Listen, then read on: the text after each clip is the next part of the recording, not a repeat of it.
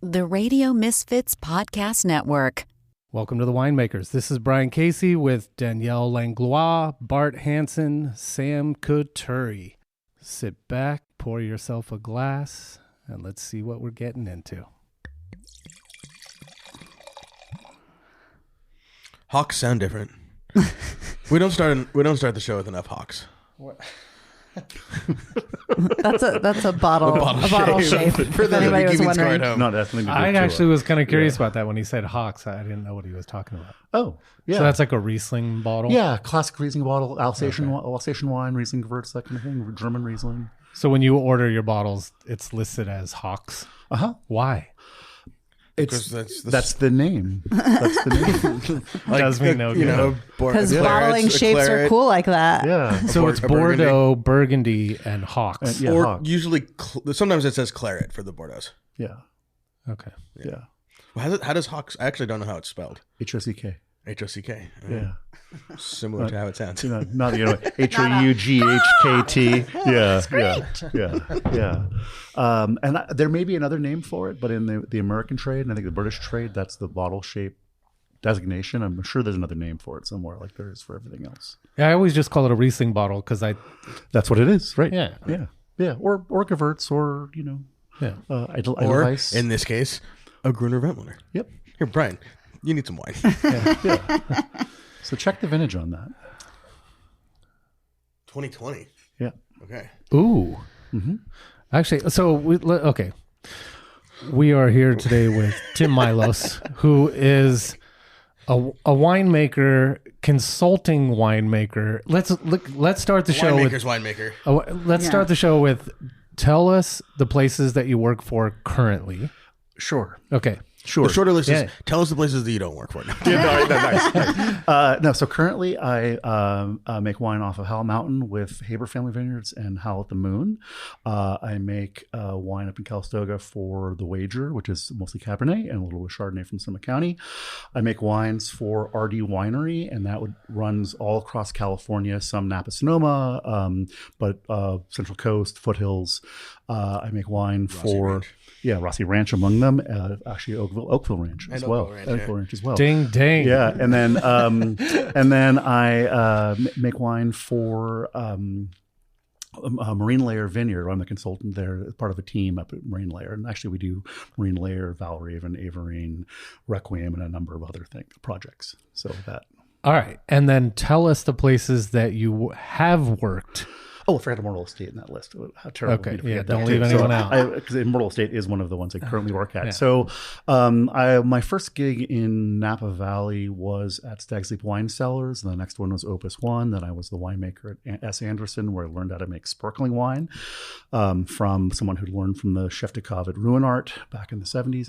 And then I was Cliff Lady's first winemaker, and then consulted with another winemaker for not quite a decade at a laundry list of wineries, some of which don't exist any longer, some of which have been, the names have been changed to protect the innocent, or guilty. Guilty, yes, exactly. They got in the witness protection program, but Gerard and a range, and I've done both kind of really kind of the art, wines about place, wines about the kind of the most sort of a refined aspect of the winemaking of that part, and I've also done kind of the industrial craft too. So I was food science, technical winemaking, wines from tanker trucks that I've never saw a vineyard from, right. And they all have a place in the world of wine. I feel like I have the luxury to make wines from beautiful places, that I get to walk the vineyards and do that thing. The thing we all expect to be that, but the reality of wine is it is more than that. And I can, for the lower price point wines, I can find things in the bulk market that I could never afford to grow, pick, produce. But from those things, I can put a beautiful bottle of wine together that for somebody that they can get on a Wednesday night, it doesn't break the bank. And to me, there's a place in the world for all of those things. Well, I was really excited to have Tim on because he's one of my favorite mad chemist, scientist winemakers. And we've just gotten into so many conversations over the years about different ways of making wine that I was just like, man, we got to get Tim on here because he's just... Anyway, am I allowed to slurp on air? Yes. All right. It's encouraged. So the Gruner, I brought two versions, two different vintages, but also two different versions from the vineyard down in San Luis Obispo, about a mile and a half south of the airport in Edna Valley. And a couple of things. One, this is tank fermented, picked at like 19 bricks. So we're just beginning to get ripe. But the thing I found with Gruner pretty quickly was that the thing that you want happens early and it goes away the longer you wait. You get these bigger, more phenolic, and they're expressive wines, but that kind of fresh, bright, and herbal component that you get happens early on. So it's very appley to me. Yeah. How much Gruner is even in California? Not very much. Right? Yeah, a couple of There's places like in Slow. way more Riesling than there is Gruner, and there's not a lot of that. Yeah. Do you think people are planting more Vermentino and Gruner? Vermentino for sure. Yeah. I think that because we're seeing tumult in the business, I mean, again, I don't think it's vast quantities. What? Yeah, tumult in the business. Yes, It's tumultuous. Yeah, Okay. It's tumultuous. In the episode that's out this week, it was revealed that Brian hasn't read a book since 7th grade. So Yeah, read a book. One of my favorite TV great shows. episode out. Yeah. Or there in Christian. But that I've seen smaller producers trying to have some diversity in their holdings. I was talking to a girl out in Sonoma County, and it's an old vineyard, mostly Pinot. But they're tea budding over to some other things because their market was smaller, kind of the cool hipster winemakers, and it's just if it's 30 tons of Pinot, they're not going to sell it all, but they can sell 15 tons of Pinot and 4 tons of Vermentino and a couple of tons of Chenin maybe, and all those kinds of things, trying to put something else in the mix just to keep going as a farm commodity, I mean, and I think to make wines more, the world of wine more interesting because of it. 100%. Ultimately. And on the bulk market, do you see currently higher quality, lower prices? I see things on the market that at prices that I haven't seen in my 30 years of making wine. Right. Essentially, or not since the last downturn over a decade, in the 2008, 2009. And so we're seeing, for instance, we're able to land a bottle of Napa Valley Oakville Cab on the shelf for about $25 a bottle, because I can get that bulk at $18 a bottle. And that would have been 2 to 3 times that minimum for that same quality 2 years ago. And how does that affect being a consultant? Do they want to pay you less if you're working with fruit that costs less? Do you know what I'm saying? Yeah, well, I don't know anything no, about no. consulting. Yeah. The fruit doesn't cost less. It's the bulk wine. It's the bulk wine. So because the wine market is so flooded right now that literally people are they're almost like, I'll pay you to take my bulk wine. And part of what we're dealing with is people are going to lose money. I mean, the people who made that wine have lost money on it, and they're trying to make space in their cellars. They're trying to not perpetuate that problem by putting that in a bottle and now sitting on inventory, which costs them more to put it in bottle, and then more. And this money is just sitting there, whereas they can recoup some of their cash. It's a cash Gallons recovery. and the dollar bills. Yeah. And it's, So the fruit isn't necessarily cost less yet. no. Well, none of it costs. I mean, the farming costs. It doesn't the picking cost less costs, to the grow. processing costs.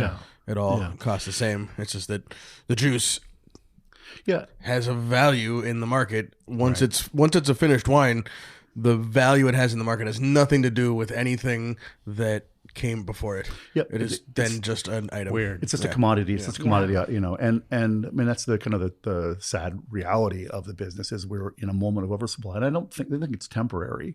I do think the overall business might shrink some, but we grew in anticipation of demand that wasn't there in the last couple of years. And I think it takes a little while to get back to it, but there's been a global oversupply.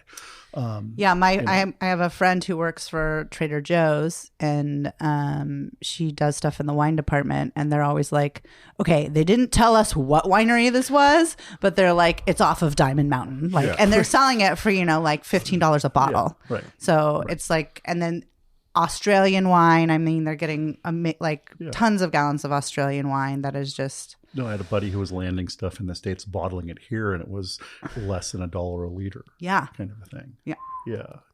So, and there was a point in time when with one of the, with Valkyrie Selections, part of their business is an import business, and he worked with custom bottlers down in Provence, and they were putting us, we were landing Chardonnay from the south of France for €1 a bottle.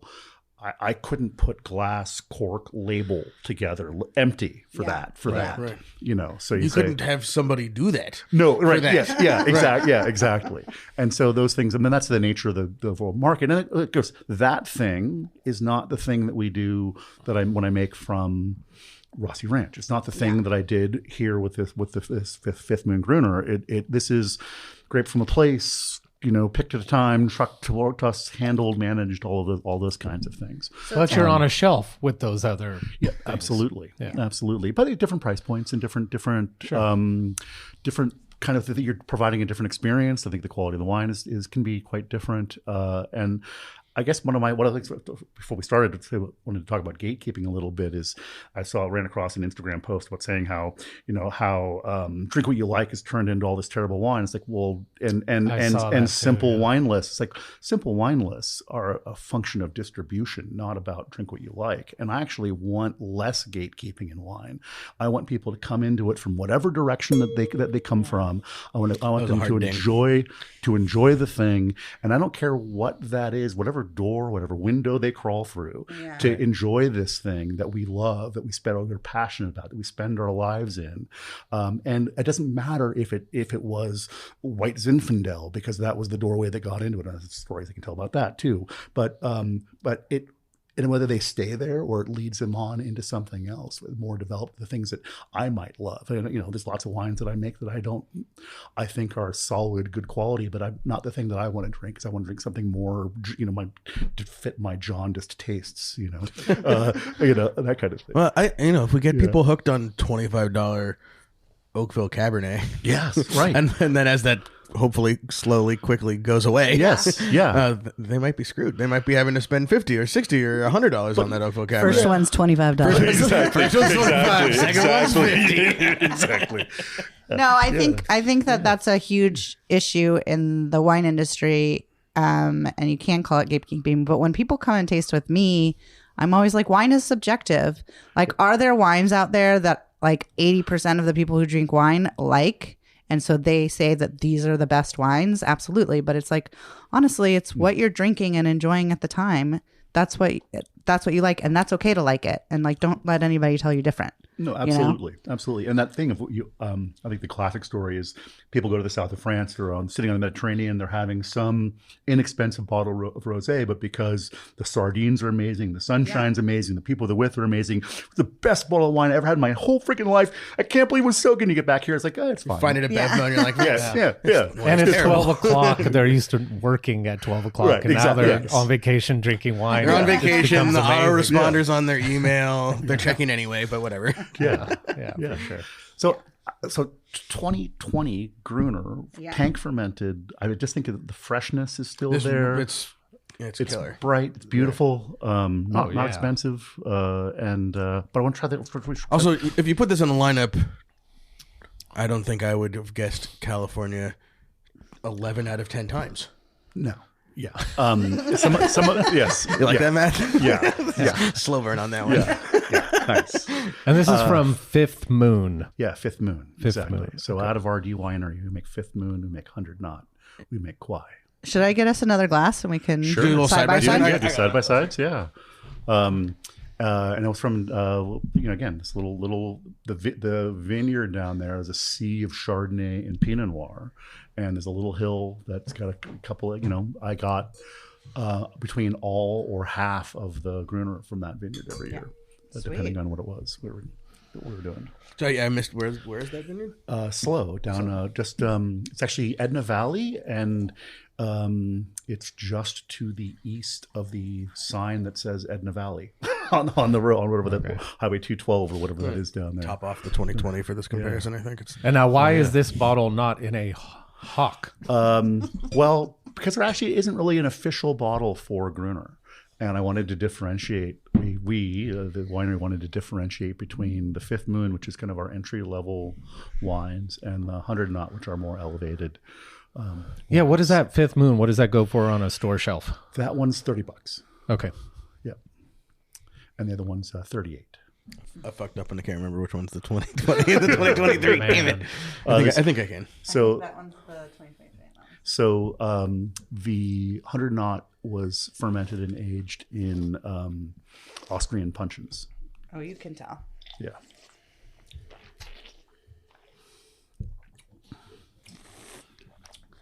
Oh, yeah. The 2023 has a much more apparent nose to it. Mm-hmm. Where And the 2020 has a subdued nose, but it's amazing. Vibrant on the palate, yeah. A little more round, got a little honey. Richer in the palate. And they were Austrian puncheons? Yeah. New or? One new, one used. One new and used. Yeah. And now 100 Knot is a label I have seen. You have? At the Rossi lunch. Oh, yeah, of course. Right. And maybe at April Fool's Day? Is that possible? No, I don't know if it was out Okay. by then. No, I don't. We always have. We might. I mean, I wasn't on the panel, but we might have poured. I think there was some wines that got dropped How did I off. omit you from the? What an oversight! I have to do it all over again. Just Oh no! I mean, no worries. Next time. Oh, we didn't know how loquacious I was. Yeah, because I feel like some of these bottles were in our cellar here. It could be. I brought them for parties and stuff too. it could have been a cheese party. Yeah. Oh, Yeah. the famous cheese party. The famous cheese party. Yeah. Yeah. Although the one of the interesting ones was the not cheese. It was always like some vegan cheese thing that's like it's not cheese. Some of these are pretty good. We only did that 1 year. 1 year, yeah. maybe two. I mean, Let's that be was used to. in peak Miyokos days. Yeah. Yeah. Which that cheese in small amounts I like. Yeah. But there's something about it, just like when I can usually pick out wines that have a bunch of tartaric acid added to them. Yeah. And there's something in those Miyokos cheeses that after you eat like more than a few bites, it starts to like sting the inside of your mouth. So it's whatever they're using instead of Kind of like a rennet Sour or Patch something. Kid or something. Oh, really? Yeah. Huh. I don't know what's in it. Something that they use to make the chemical reaction happen. Yeah, Right. it starts make to it like cheese. affect the inside of my mouth. So I got to cut it, grab some brie. Yep. Mellow it Here's some all triple out. cream to fix this problem. Oh yeah. That solves many problems. That solves many problems. Most, I think. Yeah, exactly. Not my cholesterol problem. Well, for sure. But it probably doesn't add to it either, though. Yeah. French paradox. Just have a glass of red wine. You'll be fine. Be fine. Yeah. I'm not allowed to sit next to the Mount Tam. You're not. That is like one of the most dangerous parties. Yeah, it's a pretty spectacular cheese, too. Yeah. Yeah. So Well, since we have a 2020 on the table, and I know this was down south, but as a consultant, I was kind of curious about when you have a year like 20, and maybe some people can opt out of making wine that year. You're gonna make wine that year. There was a great show on NPR maybe about 6 months ago that was about smoke taint and about scientists trying to figure out exactly what it was. They had the coolest quote. They said, besides blood, wine is the most complex liquid in the world. And I thought that was kind of cool. I love that. But they were still struggling to even figure out, breaking down wine and then figuring out exactly what smoke was doing to it chemically, because at the end of the day, what they wanted to do was solve that problem. And of course, the ultimate would be a little tablet that you drop in the barrel that takes everything away. But what do you think is happening when you get smoke? So the problem is it's not one thing. Okay. And there's a great paper from like 2011 or 2013, Journal of Agricultural Chemistry, where it's just a subscriber. Yeah, Brian. it's just a review. Sure. Yeah, exactly. Yeah, right. Exactly. Yeah. That's my bedtime reading. This is part of my gig. Is I'll like out of curiosity when 17 happened, I had basically couldn't get anywhere. So I got online and looked at every paper I could find on the thing to try to get your mind around what it is. And the paper was basically just a review of what was understood about smoke chemistry in general, pyrolysis products of wood and all that sort of thing, and how it affects food products. But the basic piece of that puzzle is it's not a thing. It's tens of thousands of compounds. You take cellulose and you burn that, and you get all of the different potential pyrolysis products, which are different shapes and all that. Those shapes are all the same as basically the shapes of wine chemicals, natural pre-existing compounds of color, tannin, etc. Right? Because that's plant product. I can tell you some of the pathways in which those things are made and the ring structures that are formed and all that. That's somebody else's podcast. But the point being is they're about the same kinds of shapes and have some very similar chemistry. And it's not meaning that they fit together. They fit together. Well, not only do they fit together, but any tool that you would use to remove one will remove the other. And it's also not a single component. Right. And so having had experience from 17 and 20, but also because of the large footprint that I had with Tank, that Bertus von Zale, the winemaker there, and I had experience of foothills, Central Coast, Mendocino County, Napa and Sonoma. And so for 6 years, there was a fire someplace every single year. Right. And they weren't the same. And the impact of the taint was very specific to the things that were burning. And there's Tom Collins, who's not just a drink, but a professor of wine up at in Washington, did a set of experiments where he just set stuff on fire and measured what was coming out of it through an HPLC, just a thing to separate out all the molecules. Didn't want to figure out what they were, just give me a pattern, give me a fingerprint. And okay, so rabbit grass grows up there, 10,000 components. Pine trees, 10,000 components, about a third of which are the same. So all of a sudden you're getting into this place of, we're going to find the molecule that's going to match the thing and carry the one that's smoked in it. Well, it's not a thing. And the markers that we use actually came, guaiacol, syringol came out of research in barrel flavor. That the original paper is a grad student's paper from the 80s at the University of Bordeaux, where she identified guaiacol as one of the flavors in smoke. Right. Well, we use that as a marker. Why do we use that as a marker? Well, it's common in smoke. It's almost always there. And it's a compound you can pull off the shelf, so you can do analytical chemistry with it because you have a control, and you can run that through to say, how much did that change in a smoked sample versus the non-smoked sample? Right. But there's more, but barrels don't taint your wine with smoke. So the thing that is smoke taint isn't the marker that we're using to identify it, right? So that's one of those clear there's things. Varieties that have natural Syrah, Pinot Noir, Mourvedre, Petit Verdot, and particularly if you do Pinot with stem inclusion, you pull smoke out of it. You get more guaiacol out of that, and I think it's part of the things we might be getting in Syrah too, where you get if you do a little bit of stem inclusion, you get a little more smokiness out of that. It's definitely in that. But there's also all the other like rotundones, the pepper, and that sort of stuff, character. But the tools we mostly use to remove smoke from wine strip the wine components out too, right? You run it through reverse osmosis, you put it across a carbon filter or some other Bayer, medium, and the molecules stick to it, but the wine flavor sticks to it. The wine color sticks to it. And by the time you've stripped the smoke out of the wine, you've stripped the wine out of the wine. Bear and I we had conversations in after 17 and 20. We actually made a bunch of wine in 20 to try a bunch. Bear, you mean Bertus von Zale. Okay. Bertus von Zale. We know, we've interviewed him a couple of times. We're not on calling him Bear. Oh yeah. Okay. All right. Yeah. So come back on the show, Bear. We'll get there. Yeah. But so Bertus von Zale and I came up with this idea of all of these tools are using non-specific hydrophobic adsorbents, the things that are plastic that stick the smoke taint to the surface of the smoke taint. Well, what's grape pomace? that's a large mass of nonspecific hydrophobic adsorbent.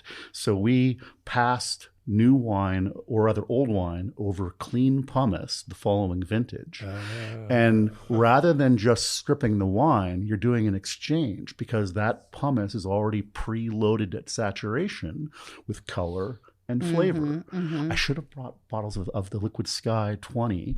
And it's an imperfect, doesn't fix everything. It's not, it's not a panacea or anything, but you can, for modest taint, if you have clean pumice, you can pass that wine over and pull out the smoke taint because it's just sticking to the surface of all the grape skins and seeds and yeast holes and stems. And you can actually for us was the most effective way of trying to reduce the impact of smoke taint in wine, much more than any of the other tools we use. See, that's something I would actually read a scientific article about. Yeah, totally. Well, so my wife keeps cajoling me to go do that and write that, but I haven't got there yet. I need to get Bear to sign on. Yeah, because it seemed like even in this story that they were doing on NPR, that they still were kind of baffled by a lot of what exactly was happening. Well, it's because it's not a thing, and there's a big part of the dialogue, in my opinion, of people stuck on chasing the markers rather than doing the work to see what the range of compounds is. And there's a woman up in Elizabeth, and I cannot remember her last name, but a professor in University of Oregon who found a whole other family of compounds that we're not even testing for that give the leak ash character. And Thomason, I think, if I have her last name incorrectly, Elizabeth Thomason. And there are thiosulfates, and there's another natural existing. They're basically breakdown again. Pyrolysis products of organic materials in wine that have these terrible off flavors. But there's the creosols, there's the all these other things that are adding to it. So we can't get at it by pulling the one thing out because there isn't a one thing. There's no magic bullet. And that's what I heard. I heard that same piece, and we're trying to find a lock and key to pull guaiacol out. Well, that's not even the problem. Yeah. Right. Stop spending money. That's not going to do anything for you.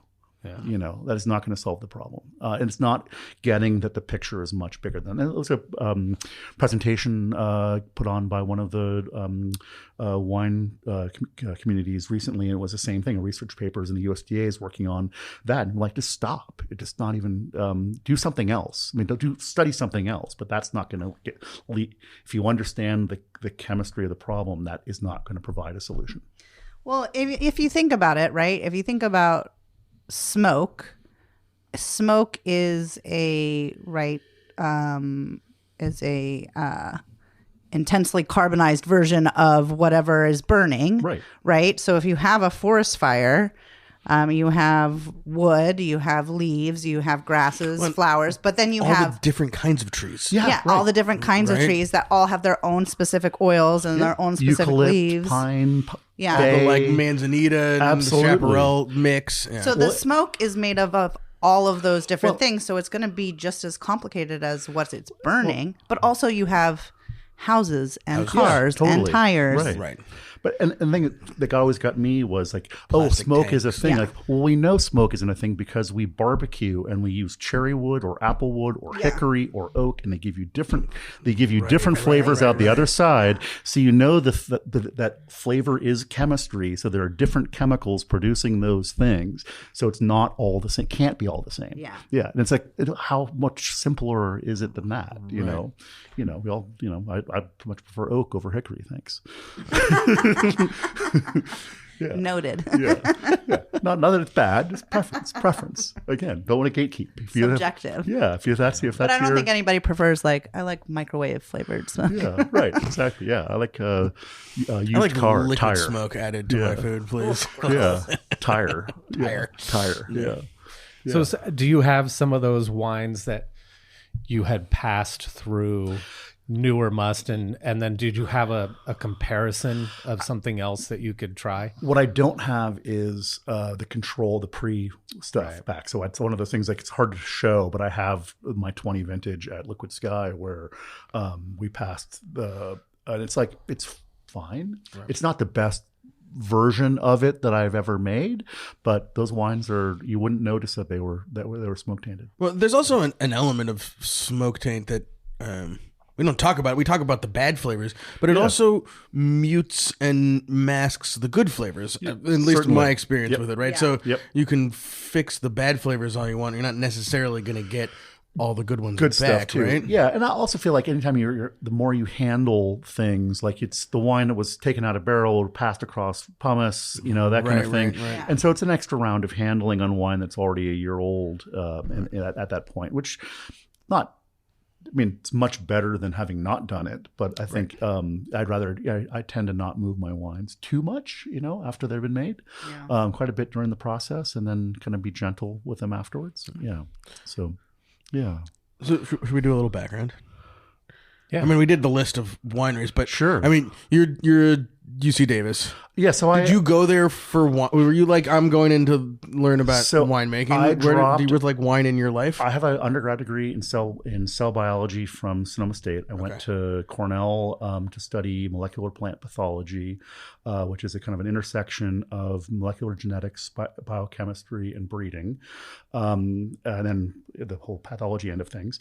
And I dropped out of my PhD halfway through my PhD to come out to Davis to go to the master's program at UC Davis. So then I went through the V&E program there officially as in the winemaking side, but I took every VIT class that they offered that I could take while I was there, because it's one of those sort of watching the undergrads resent having to go to class, and I'm like, how many more classes can I fit in my schedule, because I only have this much time to learn as much as possible from experts before you're out in the world. And like that idea of it's a rare opportunity to be in a place where all you're doing is absorbing information from people who've spent their lives studying a thing, right? So I did that.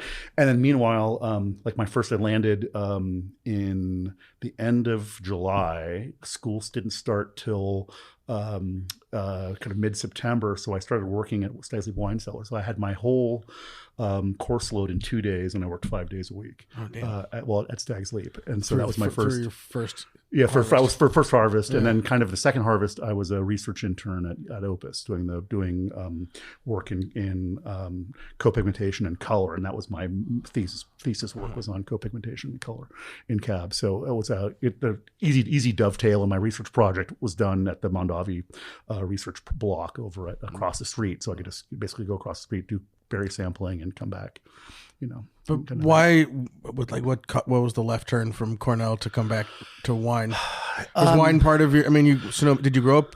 So my wine is in a house just as a thing on the table, and it was the days when my hippie parents had the magnums of Sebastiani, when it was probably all Rossi. Monte Rosso. Yeah, totally. Monte Rosso, yeah. And probably cost less than $25 a bottle. Yes, exactly. I'm sure it did. Wine world. I'm sure it did. Because it was the things that working class family could afford for sure. Actually, it's because of my wife when I was at Cornell and not happy with what I was doing, she had gotten a temp job and then a permanent job as an office manager at a small winery in the Finger Lakes. Mm-hmm. And so I started spending time on the weekends and afternoons to go hanging out with Rob Thomas, the winemaker there. And this is the intersection of everything that I'm interested in: history, culture, art, science, agronomy, all of those things. Yeah.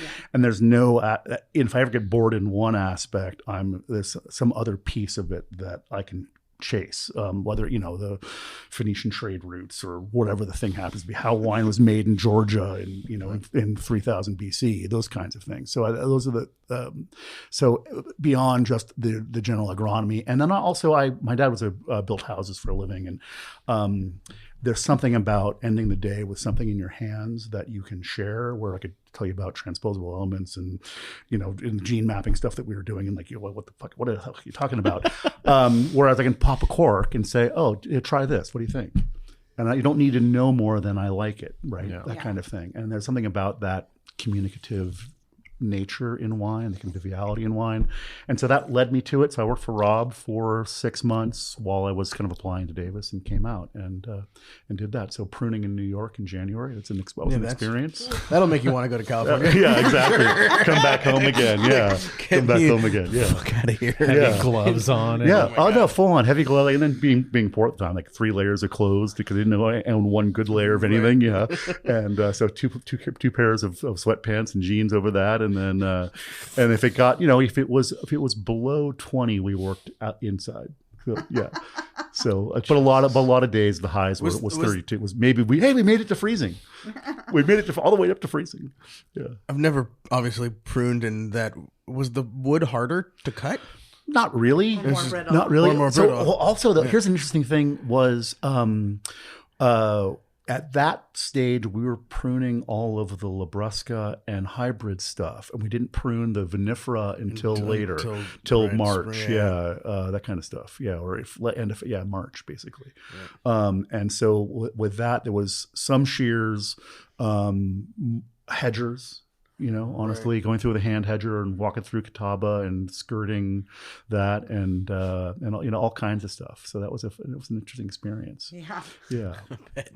And the winery I worked at, we grew. We had like 300 acres. They grew all kinds of different things, but they only made wine from Riesling, Pinot, little vinifera stuff. The stuff we would. What did they do with all the sold it? Yeah, mostly to Canandaigua.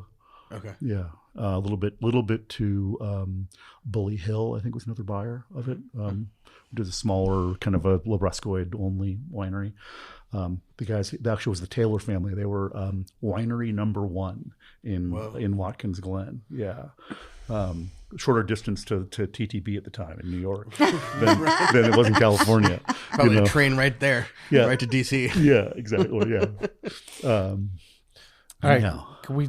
Another glass of wine. Yeah. Let's pour something. And while we're doing that, since a bunch of people just got their scores from Jeb Dunnuck, can we talk about scores and how you feel about them and what's good, what's bad, what you really don't care about? What should we pour next first? I'll probably do the Riesling, which is the other. The non-orange Hock. It's in the Hock bottle. Yeah. In the Hock bottle. The Hock bottle. Brian, you've known about these for hours. Thank you. That's delicious. Oh, yeah. All right. Because I know you have some 100-point scores, and maybe you've gotten some. Have you gotten some 70s? I did in your actually. lifetime. Yeah, sure. Yeah, you bet. It's and deserved all of them, right? Probably. Yeah, probably. Actually, the 70s one was a wine that shouldn't have been sent out because it was going through a Brett fermentation in the bottle. Awesome. Because the owners absolutely wanted, without any question, this must go unfined, unfiltered, and untreated. I'm like, you should not do that. But so I tend to see that. So somebody deserved the 70. Might not have been. Yeah, exactly. Funny, the wine eventually recovered. It wasn't great after, but it was actually an enjoyable bottle of wine a couple of years later, but it definitely had that. It was in that full funky cloudy phase when that thing got sent in. Yeah, it was wrong. Yeah, it was bad. Well, it is actually please. Such an important point on scores in general is that it's a snapshot of that wine and that person at that moment in time. Absolutely. And these things are constantly changing. Yes. Both the people and the wine. Yeah. Right? And I think the only reviewer that I've heard be honest about this was Steve Heimoff years ago saying, that wine that I gave a 93 last week, well, it was in a lineup. I had a particular set of feelings. I might have given it a 95 the next time. I might give it a 97. And the reality is you can't break out of the human aspect of it and the emotional aspect of it. And you watch people be very emotional tasters, and you watch some reviewers be very influenced by place and presence and the story that's told rather than the thing that's in the bottle. And that's, again, I don't know if there's anything wrong with that, but I think on the other side is it's just it's a educated opinion of a thing that they have great experience with, but it's not the truth. Yeah. And that the only truth is your experience of it. And I'm not saying that those voices aren't worth listening to, but disagree if you do, because it is just one person's set of opinions. It's great to get a 100-point score. It helps sell the wine. I'm not, the wines were good. I thought the 3 vintages later was a better wine, and it didn't get 100 points. Yeah. I thought it was a much, much prettier wine, and they're both really good still. I mean, I got 100 points on the 13, and I thought the 16 from the same vineyard was just spectacular, but more to my taste. And so scores. Well, do you go to see a film that got a bad review because you like the actors or the director or the screenplay writer or whatever the thing, or because it's Saturday night and you want to go and see a film? Like, you don't care. Yeah. That you might seek something out because a reviewer whose opinion you like leads you to that thing. Oh, I hadn't heard about that film. I want to go check that thing out. Wine should be the same way. I use Rotten Tomatoes though sometimes if I'm scrolling through movies and I don't really know the movie. And if it's 70s or above, I'm more inclined to watch it like on a flyer than if it doesn't have a rating or is rated low. Right, but if you knew the actors or the story, would you even bother if you're like interested in those people or that thing? Yeah. Oh, hey, Hal Hartley's got a new film out. Let's go. What's what that thing is, or whatever. Or Darren Aronofsky's got something. I know, but actors do great movies and they do total piece of crap movies too. So no, I don't base it on that. Well, unless it's maybe that's why you're. Unless it's my two favorite actors, Mark Ruffalo and Jason Bateman, American treasures. I will watch whatever they do. I agree. I agree on that. I do. I will. Sometimes I'll get turned away if it's too high. If it's like they're like, this is Oscar worthy, and I'm like, I don't want to watch it. It'll probably make me sad. Way too much like thinking I need to do at this moment. It's gonna make me sad. I don't want that 100-point wine. I'm gonna have to enjoy it too much. Have you seen Hamnet? Have you seen Hamnet? No, it's gonna make me sad. Oh my God, it's so sad. But my buddy of mine says, it was good to see a grown-up film. Go see it. All he gave me was that. And I basically said, fuck you after seeing that film. Go fuck yourself. You should have warned me. I had to sit in the theater for 45 minutes to pick my soul off the floor. Wow. Did you see any trailers? Zero. I saw the trailer and I was like, absolutely not.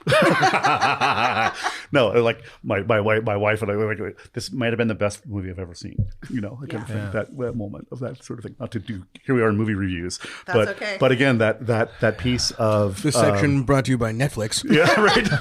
Hopefully. Yeah. Maybe one day. Maybe one day, exactly. If you're out there, Netflix will make the checkout to, I don't know, somebody. No. I'm watching commercials right now on Netflix, so I'm obviously using someone else's account. Yeah. I'm not approaching them in any way, shape. Yeah. You need to ask Jasmine for a raise. I don't can't afford no commercials. Pay more on to pay Netflix. Those things are such a future life. I'm gonna own a ghost kitchen and a cable streaming service. It's like how much? It's not like there's when you order What's a movie. Ghost kitchen. Like if I had it's a restaurant that doesn't exist except for on DoorDash or whatever. Oh, right. Okay. Yeah. Right now, if you had a warehouse on 8th Street East and you were doing ribs, Chinese food, pizza, and whatever, and it was delivery only, and it was all coming out of the same kitchen, you'd make a killing. Yeah. Especially in Sonoma, which I has believe it. No overhead. Yeah. I mean, very low overhead. But streaming services, my cable bill, like I can't believe how much we pay for cable. we pay way more for fucking streaming than we ever paid for cable. Yeah. Yeah, and it's not like when you pick a movie, like there's a guy in a room somewhere that's putting a VHS tape inside the VCR to it's all digital. Yes, right. You know what I mean? Yeah, like you totally. could justify it if it was like some person like, let's start the reel for Brian because he wants to watch whatever. It's a server farm in a data center drinking your water somewhere in the middle of the desert. But 10 years ago, we were getting the $25 Oakville cab. And now... Right. You know? Yeah, and here we are getting again. the 3 DVDs for exactly. $5 a month or whatever. Too, at that point. No, my brother back in the 80s was the guy in the hotel basement with the VCR room putting stuff in. Like literally that was... Wait, that was really a job. That was a job. Awesome. Yeah, and he'd like practice saxophone while he was down there. And his friends would come, they'd party on Friday night putting in the videos. And see, I wouldn't mind paying more if I knew there was a guy. There was a guy. Saxophone and partying in the basement? Yeah, totally. I'm sure it was... 100%. Send a $19.99 to rent that movie. Oh, that's worth it. That guy's got to pay for his $4 on that. The Riesling is delicious. Okay, so by the way, this is a wine podcast. Right. 2022 Riesling Las Brisas. So Carneros, not too far from here. Actually, I get Vermentino from this same vineyard for Marine Layer, and we do like talk about. Again, before the podcast, we should never be before the podcast. You just come in, have it be on, start. Mark Maron style. This is skin contact, but this is 48 hours. So it comes in, I foot tread, just until there's enough juice to submerge all the clusters. Goes in the cold room. I actually put some non-Saccharomyces yeast to keep it protected. Come back and throw it in the press 2 days later. So fermented either in tank or used barrels. I mean, old white barrels. Yeah. For you winemakers, for people out there that aren't winemakers, will you tell people the difference in time frames of skin contact versus orange wine?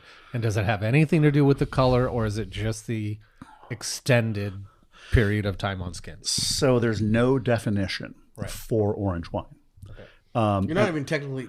Can you put it on a label? Yes. So does it have to be orange? Doesn't have to. So amber wine is the TTP category. Okay, but it also includes orange wine, the synonyms. But if you look at the sheet, orange wine would be a synonym of the category amber wines, and they're skin contact white wines. People claim that they're overnight skin contact is an orange wine, and that's not. To me, you need to pick up enough texture and tannin and whatnot to really call it orange. That's an opinion. There's no rules around this, but that thing that's on the skins for I guess 2 days, it's there's a little bit of texture. It's clear. It's bright. It's shiny white. Riesling, and whereas I have an orange wine on the table here, and that was 12 days on the skins. Thereabouts. I think to multiple lots, honestly. But so there some were 10. So when what basically like once you're getting to like 5 days, are you starting to convert a little bit? Yeah, exactly. Yeah. You're getting some real fermentation, and some people will do it all the way to dryness. Some people just do it a little bit. I think there's a skin contact thing of like you're trying to pull some of the flavors out of the skins, some of the flavors and texture like you do with Sauvignon Blanc, like you do with Riesling, versus an orange wine where you're fermenting with punch downs on the skins. And I think that's where you're getting the difference. And maybe that's a good working definition, is if you're actually fermenting on the skins rather than just soaking on the skins. Right. Anybody else can have any other definitions we want to work with on it on that? I think it should be orange. Yeah, if it's an orange wine. If you're makes sense, right? That's what I think too. And we've made things with skin contact that weren't necessarily orange. Yeah. Although I've made a rosé that was white. Yeah, and we made rosé that looked like white wine. Oh yeah, my 100%. favorite. Yeah, my favorite. Yeah, that's Vin Gris. 23 Rosé Blanc. 23 out of 10. Yeah. We call that white rosé. Yeah. That's the thing that struck me about this is there's this like fantastic, like almost red fruit at the finish. I was noticing there's like length of it. There's a gummy bear. There's tasty nuts on the back. One of them is gummy bear. And that's kind of does it really say that? It really fucking says that. I love it. We can post it on Instagram. Is that? It's not something that I'm like necessarily used to experiencing with this vineyard, the skin contact. Where you think that? I think that some of that is the skin contact, and it's just you're picking up more flavor. I mean, in all honesty, this vineyard doesn't give me a lot of fruit character, and I'm not really happy with the Riesling clones that I've had a chance to work with in California. Why? They're not as flavorful as other clones of it elsewhere. I think they're you mean in Germany and Austria, or are you talking about like things you ran into in the Finger Lakes? Things I ran into in the Finger Lakes, and I even found a couple vineyards here that had great flavor, and that got kind of taken away from me. Someone purchased a vineyard and is using it entirely for a kind of muscat flavored white wine. Who will remain no nameless. comment. Double XL. Right. That'll show up on the Patreon version of the podcast. Right. You get to know the difference. We don't have that yet, but one day. Right, exactly. But Riesling? But you taste Riesling in a vineyard in like some of the stuff that Herman Weimer brought over or Constantin Frank brought over in New York, and there are these insane explosions of flavor, in the vineyard. And I've had, it was a guy who was growing Riesling in Sonoma, not far from Santa Rosa, and like at full ripeness, it tasted like Thompson Seedless. You're like, there's something wrong here, and it's the material. And I've seen that clone around where it makes nice acid and nice kind of good flesh to the wines, but there's really none of the aromatic concentration, the lime peel, all the kind of things it can be. So in this case, I pick, not unlike the Gruner, just as it's coming out of aeration, and you actually have the most kind of lime, lychee, all these sorts of things happening. So again, I'm picking it at sparkling wine numbers. I think the pH of this wine is under 3. Holy fuck. Yeah. All right. That gummy bear. Right. Yeah. So 2.9 something, right? Soaking on the skins. Because I watched it and you're like, oh, the ripest fruit in the vineyard tastes less interesting than the stuff that's less ripe. So let's catch the thing as best I can at its kind of max flavor. Don't care what the numbers are. We'll figure that out later. And then bring it in, and then we try to stick it and just by turning the temperature down to capture the natural residual sugar. Mm-hmm. So the TA is like, I do the geek number thing. The TA is like about 10. The RS is about 10. And the pH is about 3, a little under 3. And to get that, because the wine doesn't have a lot of alcohol, the sugar helps fill that space in. It also balances out that insane acidity, and gives 11%. You a wine that's in balance with that. And that's, to me, the whole thing is to make these wines that are in balance. And part of my job for RD with the Fifth Moon wines is to make wines that went with Asian food or global cuisine, or And so what goes with Vietnamese or Thai tend to be aromatic whites, good acidity, not a lot of wood. I hate to say simple, but clear, bright, fresh flavors, directed, focused flavors. And like the more complex the food, the simpler the wine, the simpler the food. Roast beef, the more complex the wine, great Cabernet, and the opposite of that. So to have something that balances well with the other, and the wine's not simple, but it's much more kind of transparent. Than say a heavily made, oak driven or whatever kind of wine. Right, that makes sense. Yeah. It's delicious. Yeah, so that's my totally, because I've had juice from, I think we went to Gloria or Domaine Carneros one time and did like a private tour, and we got to try the juice that they had brought in to make sparkling wine out of, and they warned you, don't drink a lot of this, because it'll start to hurt your stomach. Right? Well, but grape juice will do that generally. I mean, that's the thing I think people get is I think it tends to lead to gastric distress if you drink too much. Too much raw grape juice. But also that acidity is outrageous. And tasting for sparkling, because I do some of that. I can make that with Marine Layer. We do a sparkling program, which I hadn't really done since I had been back at Anderson. Is going through and tasting fruit just as it's coming out of aeration, and finding that place where you're getting lots of flavor, but it's not there yet, but you're looking for the kind of bright aromatics and all that. And that's a thing that happens. And then, a Chardonnay, it's really interesting. You pick it later, but the thing for sparkling is like just barely. Just so. Yeah. Just a little. And then your dentist is really mad at you. Yes, He's exactly. like, where did the enamel on your teeth go? What enamel? Yeah. I left it at Las Brisas. Yes, exactly. I want to shift gears a little bit and talk about your use of microbiology as inhibitors and, as kind of a sanitizer, and like how you use different yeasts at different times in the fermentation, because I think... Like the non-Saccharomyces on the skin. Yeah, like the non-Saccharomyces on the skin contact to protect it.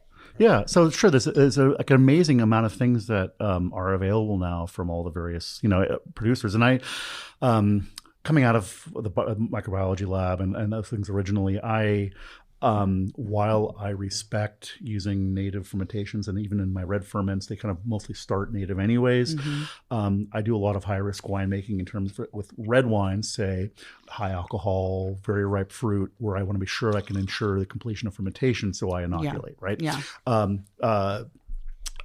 With that white wine and trying to cover things, to do the orange just for fun. Next wine. I don't know. Are we talking about doing this? Yeah. But in terms of the non-Saccharomyces yeast, there's a lot.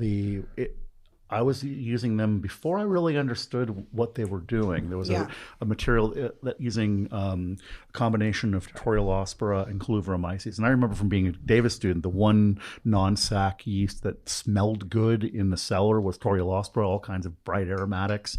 And there was Chris Hansen out of Switzerland did a interesting thing with a blend of Cluveromyces, Torreospora, and Saccharomyces. And Torreospora emphasizes high tone flavors.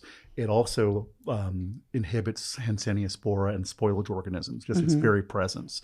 ETS did a presentation last year showing they cut the amount of spoilage organisms down by like 99+%. And so I kind of prophylactically began using it. One, I wanted some coverage. If I prophylactically. Yeah. Well, I gotta go to the library. This show is blowing the pedal I of my thought mind. that word meant something completely different. Well, no, it means the exact same thing. It's the exact same thing. Yeah, Protection. Protection. Yeah. Okay. Protection from chemical reactions you don't want happening. Or things growing. Microbiology. And so staying separate. And this is actually doing barrel fermented Chardonnay and doing all native ferments, and your wine sitting in barrel for 2 weeks and starts to smell rangy, right? Because other things are kind of going that are in this oxidative environment. And so I started doing rangy, just like sweat socks and out on the range, cheese. That's I was trying to simplify my language. You said it a psalm word.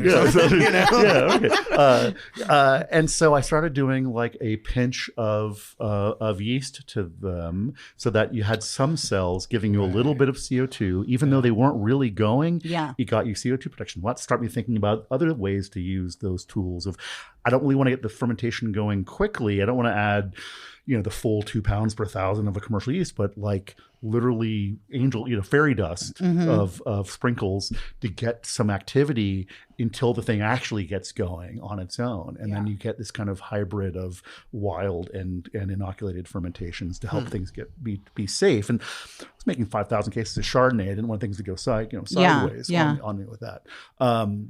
And then so in terms of the non-sac, I tend to use a whole range of things, and in a lot of these wines, I'll use 4 or 5 different organisms because I want to build an ecosystem that resembles wild ferments, but I'm doing it more often than not in a custom crush environment when I don't really know what else is in the space. I don't know what other yeast people are bringing in. And so I want to have some control over it. And that's, winemaking is always about being free and letting things express themselves and then having absolute control so you don't lose the thing in the process. For me, those tools like Torreospora, like Cluveromyces, there's a handful of others. The name's escaping me at the moment.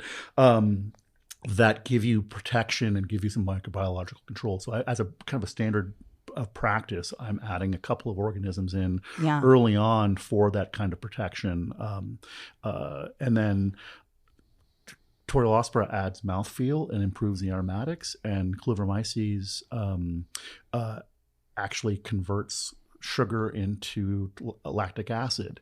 And so in a high bricks world that we live in, these sort of trying to get things that taste ripe, if I can deplete a little bit of the sugar out of it and replace it with some improving my acidity. And because of some of the things I was doing, I didn't realize for a couple of years, like, wait, why are my numbers coming out like this? And my TAs are really high.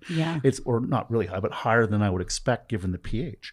But it adds freshness and brightness to this mountain Cabernet. The pH is, 3.8, so it has this sort of very soft, luscious entry, but there's freshness in the end because of the high TA. And you make these wines that are beautifully balanced, and the bugs are doing the thing for you. The living organisms are doing the work rather than trying to manipulate this through some other kind of more heavy-handed process. And so I'd use that. And for instance, with Corbin Cameron, where he was the winemaker for many years, I stopped using Chloromyces, because his wines come in with so much acidity. Oh yeah, they don't. The thing you're worried about is trying to. You're ending at 3.6 there. You're not. Exactly. With luck, you're hoping to get the post ML to be at 3.6 in Cabernet. Whereas I have a lot of places where I'm picking and they're fully ripe. We're not trying to go for low ripeness. That's a crazy ripe fruit. Whereas other places you're pH 4 and all of the rest of that, and you're trying to how to improve your acidity in those places. You're having to add tartaric. Yeah. Exactly. And I think as climate change continues to affect the thing that we do, as our entire careers, nobody makes wine who's alive hasn't been making wine in the face of climate change. We just didn't know it. That we have some tools that a dreaded ding. Yeah. For whom the bell tolls. Ding. Ask not, who tolls for thee. Yeah.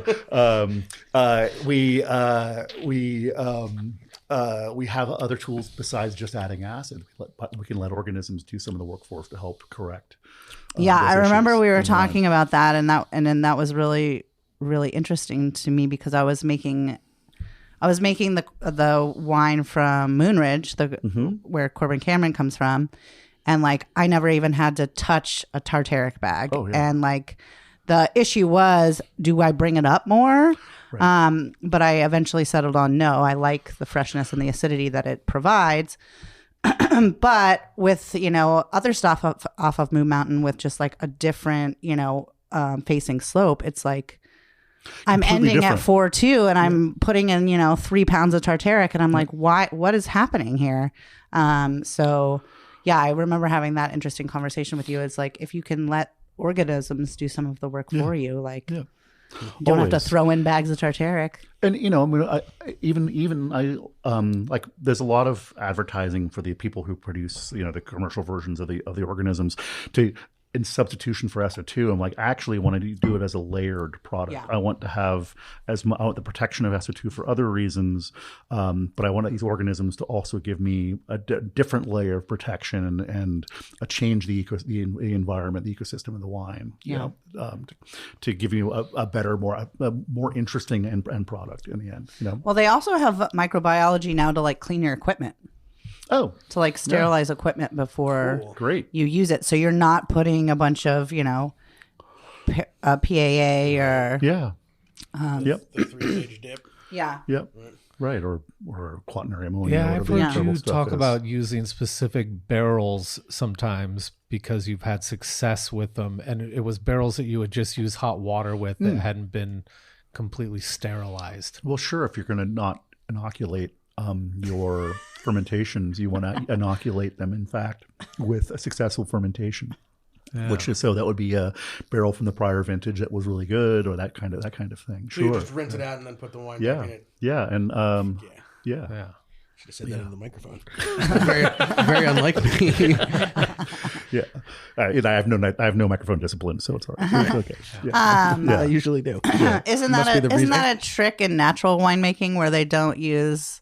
They say they don't use sulfur, as they just oversulfur the barrels before they put the wine. Well, and that's a funny thing, and I'm not going to call out the individuals. No comment. The individuals who did it, but the people say they use no sulfur, and then say they actually use sulfur in a lot of things. So I'd rather have people be honest about what they do, and the public believes a lot of things that we've told them that aren't necessarily true, and I would much rather tell the truth.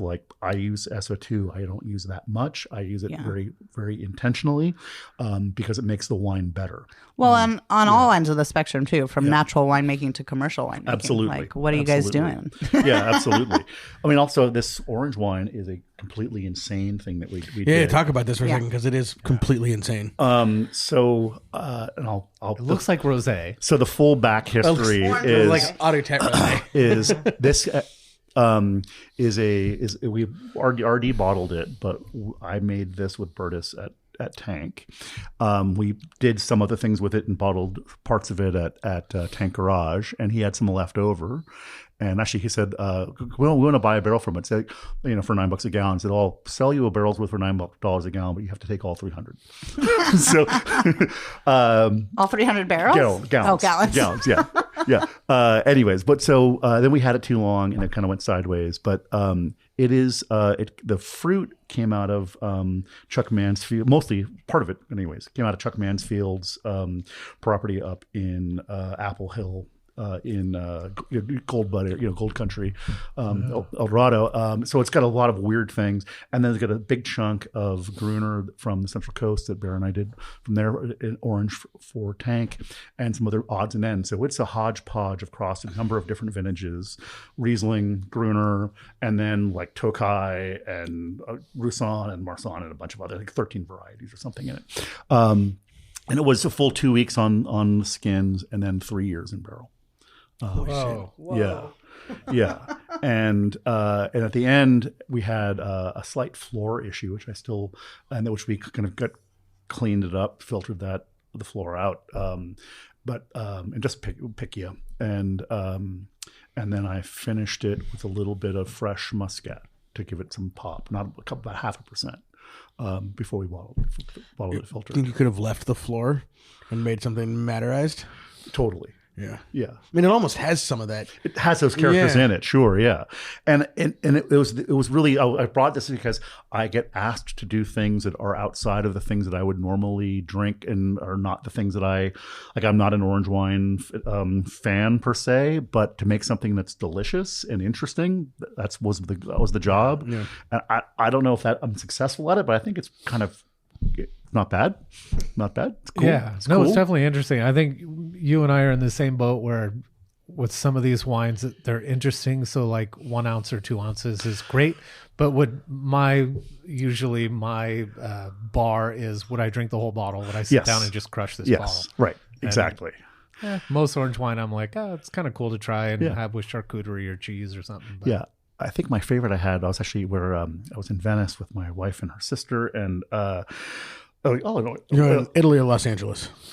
Oh, Italy. Yeah, Italy. And was there big men lifting weights? Yeah, no, yeah. Well, that guy. Could you happen could be either one. Either one. Yeah, it was like salami. Was there gondolas? Yeah. Well, there were gondolas. Yeah. But and salami. And I said it was lower log. It was orange wine. No, that'd be interesting. I'm gonna give that a go. And the waiter comes up because he sees old white dude. That's an orange wine, right? Like, yes, very much. Yeah, like, exactly. Do you know what this is? Like, I want to make sure his guests are happy, but I did not fit the demographic of an orange wine drinker. No tattoos. Yeah, no tattoos, no piercings. Yeah, exactly. Just mine are on my soul. My soul. The piercings or the tattoos? Yeah, both. Yeah, but no, I mean, it's an interesting for people who like the style. I think it's an interesting wine, but again, it's not the thing that I open to crush. I'm more Riesling, Gruner, that kind of thing. I could crush both of those, the Gruner and the Riesling. Yeah. Oh, 100%. Yeah. What's weird though is with this wine, I still get a little bit of minerality on the finish, which you wouldn't think with the process you're talking about of everything that it's gone through. And maybe it was that finishing. A little bit of muscat. Yeah. But actually, we did with Tank, we did a lot of experiments with orange wine and with carbonic maceration in white wines, and what we saw was there's a big drop off in the tartaric acid in all of these cases, and so choose varieties or pick at levels where you have acid to deplete, so you get wines in balance at the other side. So we were very successful with things like Falangina, Petit Manseng, where it comes in at 10 or 12 TA, even though it's ripe, and you deplete back to 8 or 9. Like, well, that's perfect. If I had if I had tried to adjust this in the lab, we would be shooting for this, but that's what the process gives you. And so I think for me, a part of winemaking is if you know where you want to go, figure out where you need to start to get there, because not all paths lead to the same place. And if you try to make a lean herbal-driven Cabernet, well, don't get it from Oakville, get it from Mendocino, or get it from the coastal Sonoma County, because that thing will be fully ripe and developed, but have all of those things that you're looking for, right? As opposed to just being unripe, which not so good. Yeah. Can we get into Marco Di Giulio? Oh, sure. Bit? Right, because you would hear that name all the time from Dr. Dave. Yeah. When he would come in here, but how come I don't really know who he was or what he's done. I know. Is he retired? Did he retire? Yeah, he's retired. Good for him. He lives in Calistoga. I ran into him 6 months ago, and I just need to see him again. He's a buddy. I was working for S. Anderson when Cliff Lady bought it. Cliff, that's how I got to know Marco. Cliff wanted, I was a young gun. He wanted a seasoned winemaker, so they hired Marco, which is one of the best things that ever happened to me, which because Marco then introduced me to the world of consulting and then pretty quickly took me on as his associate and helped build. We worked together for about 6 years co-consulting, and when he took the big boy job at the In Evil Empire, I mean Vintage Wine Estates, I stayed with the Rebels and did the consulting gig and did free. Princess Leia's hot. Yeah, exactly. I'm not going over to that. All the wrong reasons. All the wrong reasons. Yeah, exactly. We have cookies. Yeah, that's right. So Marco came up through the wine, was a Davis guy, worked for KJ, did a lot of did what were the Robert Pepe wines when KJ was trying to do an Italian thing. So they made all these beautiful wines, and so you could hear a pin drop because absolutely nobody cared. So those Robert Pepe wines that he made were fantastic. Yeah, beautiful wines. I was in high school tasting them, but make beautiful wines, but the American wine market is kind of Cab Chard, Merlot at the time, and kind of more or less still is. Add Pinot to that, and the rest of us were on the edges, right? He got notoriety, I think, because he was the second La Jolla winemaker after Greg Brown, and Greg and he made the 100-point wines at La Jolla, and so back in the time when there weren't that many 100-point winemakers, so he did that, and then I worked with him. As part of his consulting gig. He was a consultant in the Valley for more than a decade. Livingston Moffett, Gerard Winery, which later became Vintage Wine Estates, a number of other projects. Yeah, odds and ends. Hidden Ridge. He was the first winemaker at Hidden Ridge, which I took on from him in 2008, and which became Immortal Estate. And that's the place where I've gotten my 100-point scores from all that. So Marco kind of got me in that, and literally, I'm a consulting winemaker because of him, of being able to work with somebody who also said, okay, you can do this, but you have to start your own business and get your own clients and do that thing. And so that made it possible to do what I do. I know. What did you? So I'm just kind of wondering, if you're a winemaker, do you not want to be at one place where you're working with the same things over and over again every year? Is there some attraction to getting to hop around all the way from Southern California to Oregon and getting to, and like, do you feel like you're more of a problem solver and you get to help people? Like, what is it about being a consultant? Yeah, I mean, so one of the things is being able to, if you're working at a single estate, you really understand that place well, hopefully, and you experience with that set of vines. What I see having happened to me being a consultant was seeing the thing overall. So like if I'm starting a vintage and I can see how grapes are ripening in an earlier part, gives me clues about what's happening elsewhere. It also changed the way I thought about variety, in that, Cabernet is Cabernet. It's very specific to the place it's from. It has its unique characteristics from the terroir, from that site. However, as an organism, it behaves a certain way and is responding to those differences, and trying to understand that aspect of it, that it's within a range of its capacity for response. And all varieties have that. Pinot is that way, very, very terroir driven. It's funny, Cab's not terroir driven, absolutely is terroir driven, but the differences in result, I think, are a narrower band than you get, say, in Pinot Noir. Right. So long as depending on the environment, right? Because you can get to very extreme places, and all of a sudden you're dealing with something, else. But that's that place being expressed, through that variety, and those kinds of things. It's a really interesting point, though, about Cab.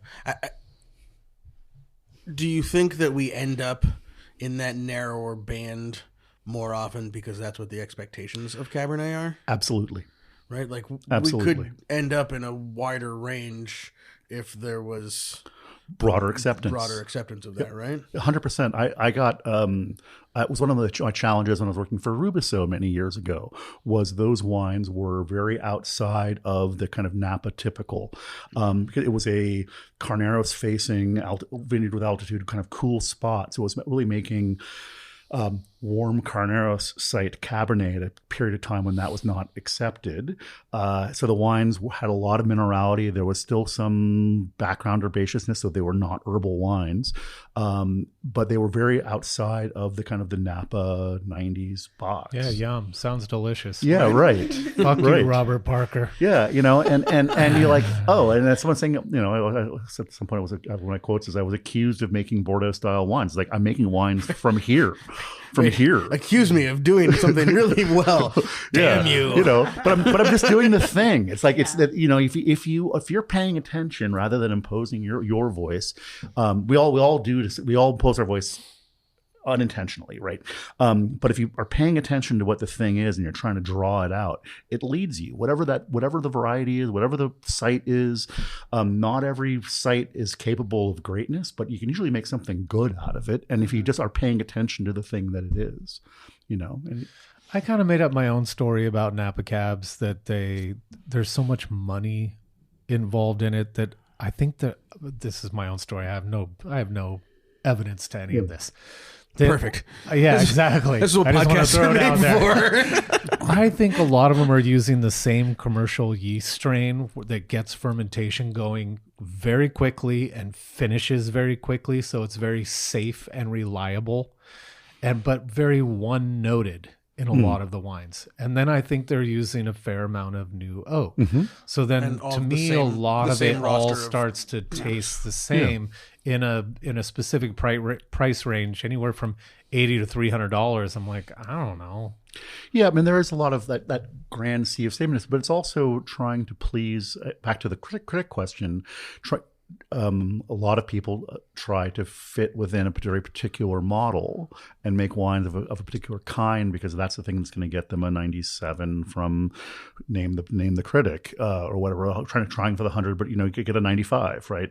And I also think that there's a certain measure of, if you blend everything together and you're making a larger and larger blends of things, that tends to wash out the uniqueness of any particular site. So even if you're in Oakville, if you have stuff that's on the floor and stuff that's on a hill and all that, it all kind of becomes the same thing, as opposed to, here's 300 cases, 200 cases from this nook, made this way, done this way, or 500 cases of that thing. That changes it quite a bit. And it's also, how many consulting winemakers are there in Napa Valley? It seems like everybody uses the same 3, or 5, right?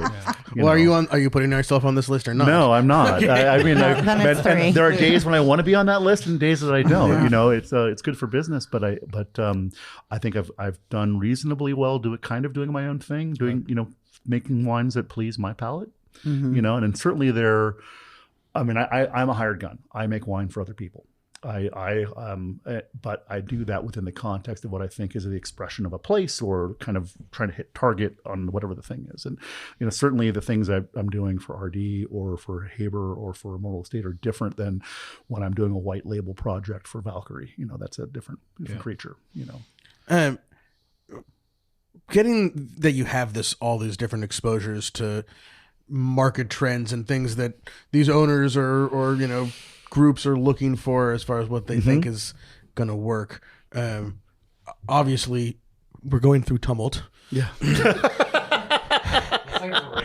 It's similar. Yeah. What are you seeing as the responses from these people who have, or at least think they have their finger on the pulse of these larger market forces? How is that changing the wines they're asking you to make? And do you think that there are, and we've talked about a little bit, but the sort of solution stylistically or varietally that will help us, you know, in the next 5 years, things that you're being asked to do right now? Yeah, I mean, that's I'm pausing because it's in some ways it was a big question. Yeah, it's a difficult question. No, and it's was okay. like all softballs. We can ask you about non-Saccharomyces yeast all day long. But let's make it real. Yeah, right. No, and because a lot of what I've always seen is that the interesting things, the things that drive me and make that I love about wine are all the cool shit. Is all the interesting varieties, but that's not driving the wine business overall. I actually think the biggest thing that drives the wine business is price, and that we would do that. Wine is very expensive in a country where the majority of people do not have a lot of excess income, for luxury. And that to me is the number one central problem. Very quickly, there are accessory problems in that. Well, what are we doing? Well, we're trying to deliver more value at different price points to give people things that are delicious, that aren't too far out of the things they already accept. There's a little bit of you give people what they love. A response and so we're the things that sell still are the commodity varieties: Cabernet, Chardonnay, Sauvignon Blanc, Pinot Noir. Do I use other varieties in those blends? Zinfandel would be that, but that's a much smaller compared to the other ones, right? And in those blends, I'm hiding some really nice Grenache and some really nice Syrah and some really these other things that don't sell on their own or even in Cab. So what we're doing is mostly Syrah and Cabernet goes a long fucking way. Doesn't take much. Yeah, that's my new thing. Yeah. But I'm digging a little Syrah and Cab together. Yeah, it's very Aussie of you. But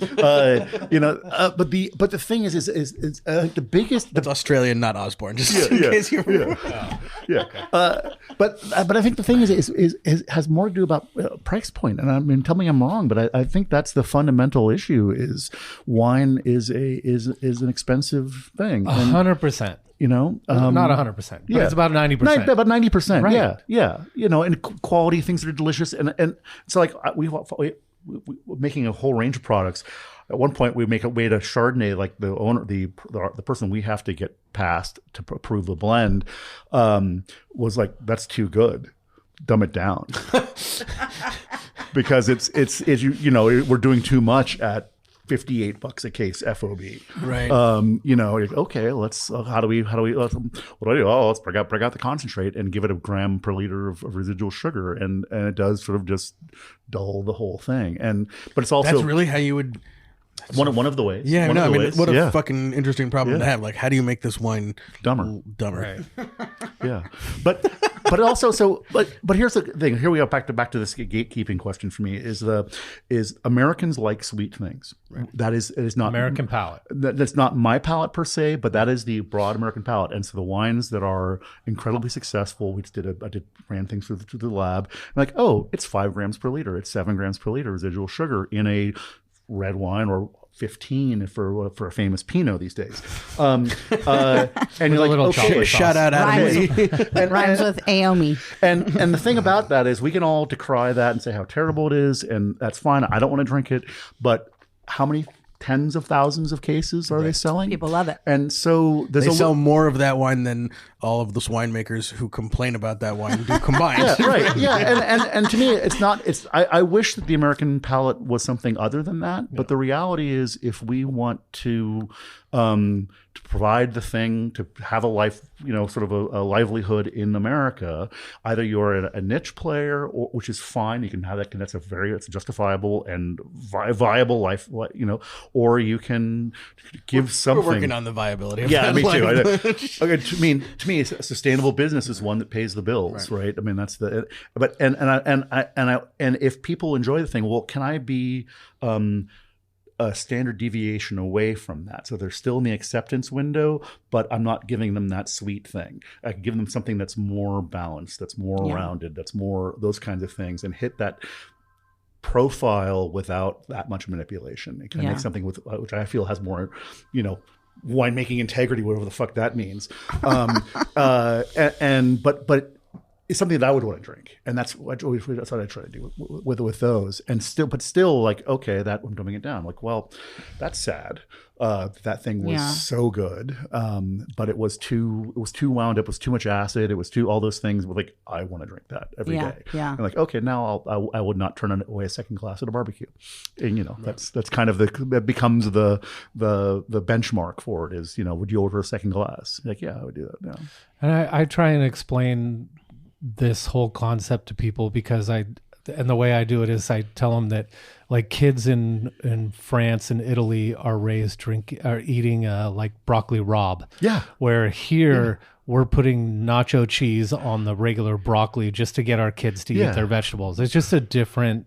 Absolutely. It's a different attitude. Yep. No one ever put nacho cheese on my broccoli, and I feel... Are you sad? I feel like I missed out, Sam, you just did a whole Instagram reel on carob. So you and I had still have similar PTSD childhoods. Yeah. I know. Right, you were talking about exactly, yeah. But you see the carob now is much sweeter than it was when we were kids. Yeah. No, it was a dry ass. Which, by the way, we're gonna dig deep down on carob and find out exactly what the F it is. Well, actually, that was Thessaly cut it out of that little clip of mine, or maybe I asked after she was done recording. Here, what was the purpose of feeding us carob instead of chocolate? Like, is it supposedly better for us? Was it better for the world? Like, carob production and agriculture better than I don't know the answer to that question. Right? Yeah, I thought it was supposed to be healthier. Or was it just to torture us? I think it was that. Yeah, because it was purchased at the health food store, right? As opposed to because where does chocolate come from? Oh yeah, Africa too, right? Right, like it's the same. Still,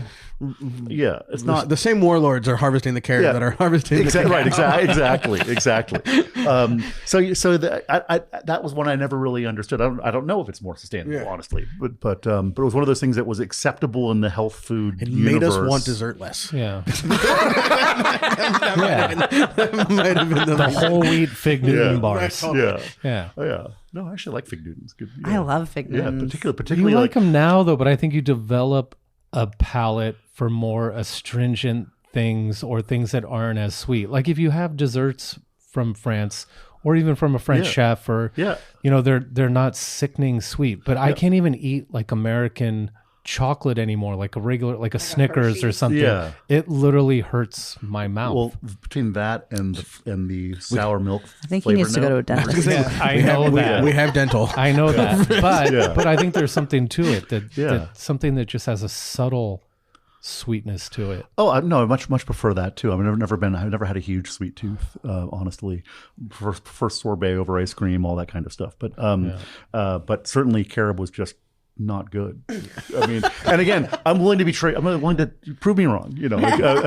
Send it in. We'll send it in. We'll do a taste test. Well, I'm telling you, I think that the carob that they have now, like, it's hard to find. I don't have it at Sonoma Market at all. Whole Foods, and that was what I tasted was like a carob chip, and it was. You need the bins. Definitely, you gotta go someplace. Right, you need some bins.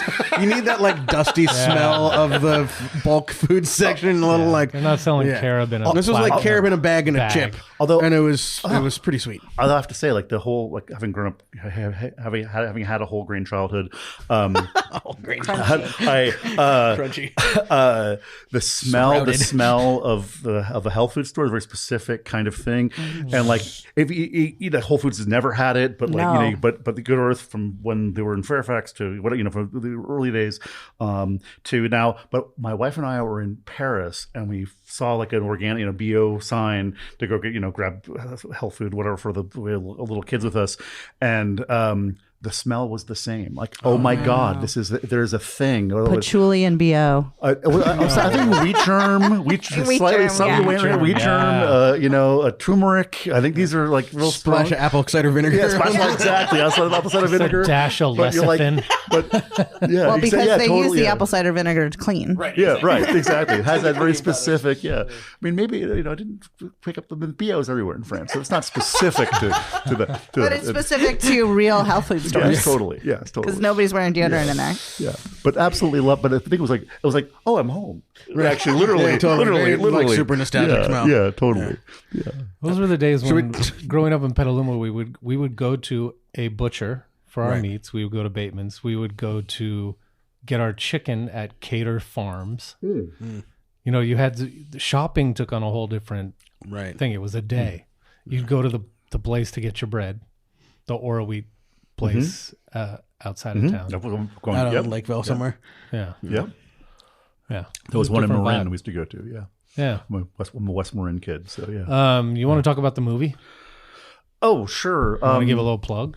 We were water in our glass. We haven't talked. It's like we're done with the Rossi Red, but whatever. Yeah. Talk about a movie. Rossi Red is Right. delicious. So Rossi Red, Grenache, Syrah, a little bit of Zin. It's mostly it's like 75% Grenache. You could just call it Grenache. You know, it could be that, but we make that, and then it's about 5%. We had enough wine. We wanted to do something separate and different. And one of the people at RD once said, "What about a kind of like a GSM kind of thing?" Well, I don't have GSM, but I have GM and GMZ, yeah, GMSC. So it's actually a little bit Mourvèdre in this vintage too. And I think it just comes together as a really balanced red wine, and expressive of place, but not less of variety. Right, so that was It's very Rossi Ranch. Very Rossi Ranch, yeah. And that was just wanting to have that straight up Rossi Red, and I like. There's a little bit of that nostalgia to the old Carlo Rossi everything, Totally. and that piece of it. So that was my, make something really delicious. That's all that in all that lineup. So And that's 100 knot wine. it's 100 knot wine, yeah. And I literally have no idea what the price point is. Fantastic. Yeah, You can buy it somewhere. you can buy it at RD. Absolutely, yeah. Okay. Go get rdwinery.com. R letter D letter. R letter D letter. Yeah. We so my brother did a documentary called A Perfect Vintage that he followed me around with the camera, much to my annoyance. Little brother, older brother? Older brother. Older brother. He wanted to come in town, hang out, drink wine, and have an excuse to do that. And so he's done documentary filmmaking for a long time, among other things. He's a musician, actor, blah, blah, blah, blah, choreographer, all that. But he's done a number of documentaries. And he just wanted to, because he's one of the drivers was we'd go into a party, hang out, and people would find out I'm a winemaker. So he was like E.F. Hutton, but the room would grow silent and listen to me bloviate about wine. Right? That's what podcasts are for. Yeah, right. Yeah, exactly. And so he thought, well, there's interest in it. Here's a subject, something, my brother and all that. Easy intro. So then he came up and started filming stuff, and you'd ask me questions, and I'd just talk forever, and completely out of character, right? And he started doing this, and it was a little bit at a time, so it took forever. So it was 7 years to put together the thing, and it's very common for a self-funded documentary to take that length of time. A buddy of his who I met because he was homeless and living on my brother's couch briefly, who's a NASA engineer, came up with his drone. Two sentences that don't go together very often. Came up with his drone. He was between projects and wasn't sure. Didn't want to work on missiles anymore. So then he helped put together the James Webb telescope, and then is now working on the moon sort of hotel, whatever the hell, the capsule thing that they're doing now. Did you ever talk to him about aliens? No, but curious. Yeah, But you should. But yeah, well, Next time. anyway, yeah. It's cool. I actually visited the James Webb site when they were before it launched down in Southern California, down in JPL or something. Yeah, exactly. Yeah. I remember what was JPL? It was a facility, basically a big warehouse that they were doing the assembly of it before they packed it up and launched it.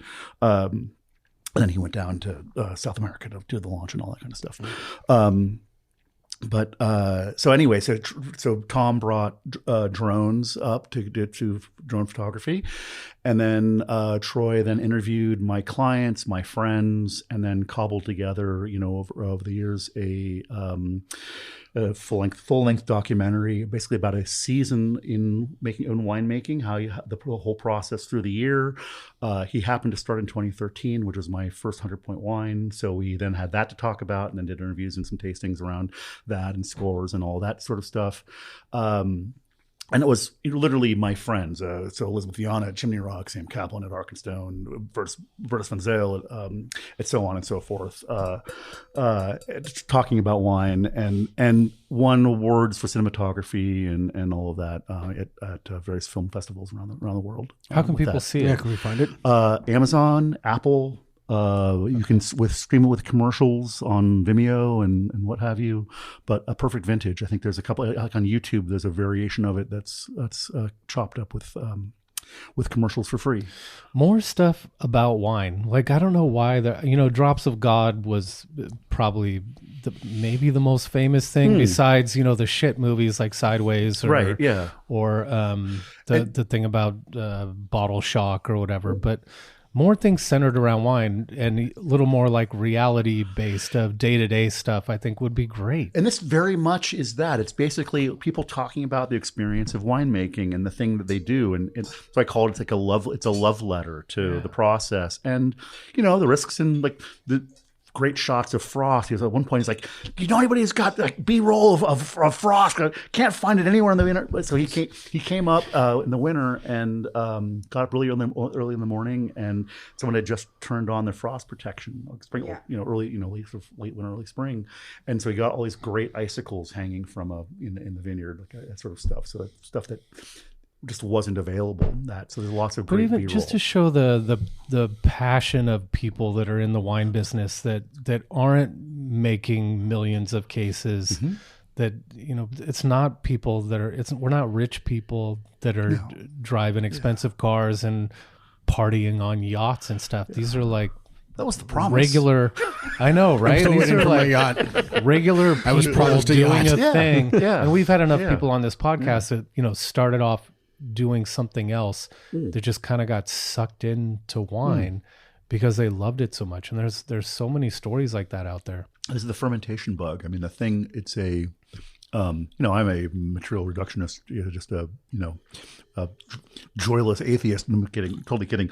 But there's this thing about this transmogrification of grapes into wine, this thing that becomes something ethereal, and through the work of your hands and then processes that are barely in your control. You're basically riding chaos. This thing that happens, and that excitement, that kind of the power of nature happening, and you get to do that every year. I mean, back to this thing of I'm blessed. I think we are all blessed to be in a business that lets us do this thing, and yet it's also, how many days in a row did you work last harvest? Was it 90? That kind of thing.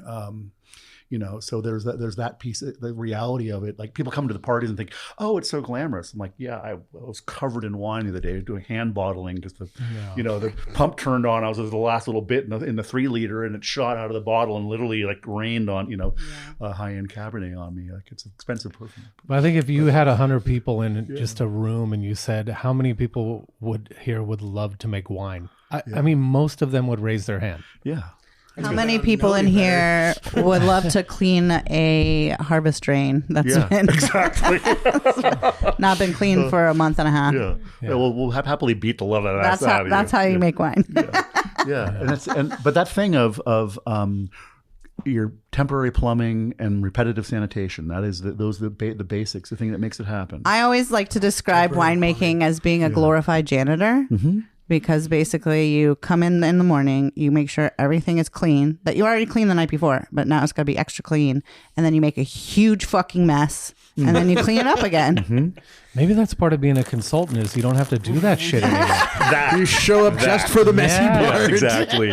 Oh, wait, the press is broken? I can help you fix that, or I can go on a coffee break. Yeah. Actually, you have to clean up after the consultant, too. I try to do my own dishes. Yeah. Having come out of the cellar and drug a lot of hoses, I definitely am not that guy. No, I remember following consulting winemakers around with a little spray bottle of vodka and spraying all the spouts. Yeah, exactly. Yeah, no, that is the part. I don't worry about facility. I don't usually worry about labor, but other than interfacing with all of that, I've done those things, and it's nothing wrong with that. It's just I do it at 7 facilities. Well, there's nothing wrong with not wanting to do it in your later career either, because it's very it's very physical. Absolutely. So. Yeah, and I think I'm down to trying not to work more than 12s. Yeah. But usually there's some 16s. The 16s are coming fast for me. Yeah, totally. Speaking of raining down high-end Cabernet on yourself, this is fucking delicious. What are we drinking? This is 2019 Oakville Ranch. Yeah. So I've been getting that Vista 7 on Oakville Ranch for more than a decade. I've made it for a number of different buyers, different clients. And it's a blend of old heritage clones of, sort of Napa Valley historic clones. Right.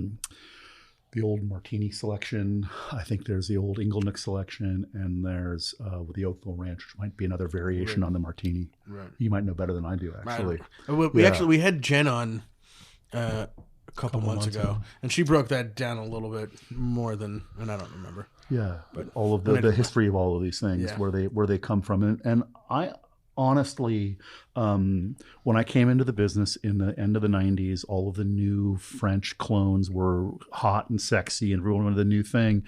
And I really, not that there aren't really great selections in that portfolio, but the things that have been in California for 100+ years are spectacular. C's clone. Yeah. Love C's clone. Yeah, absolutely.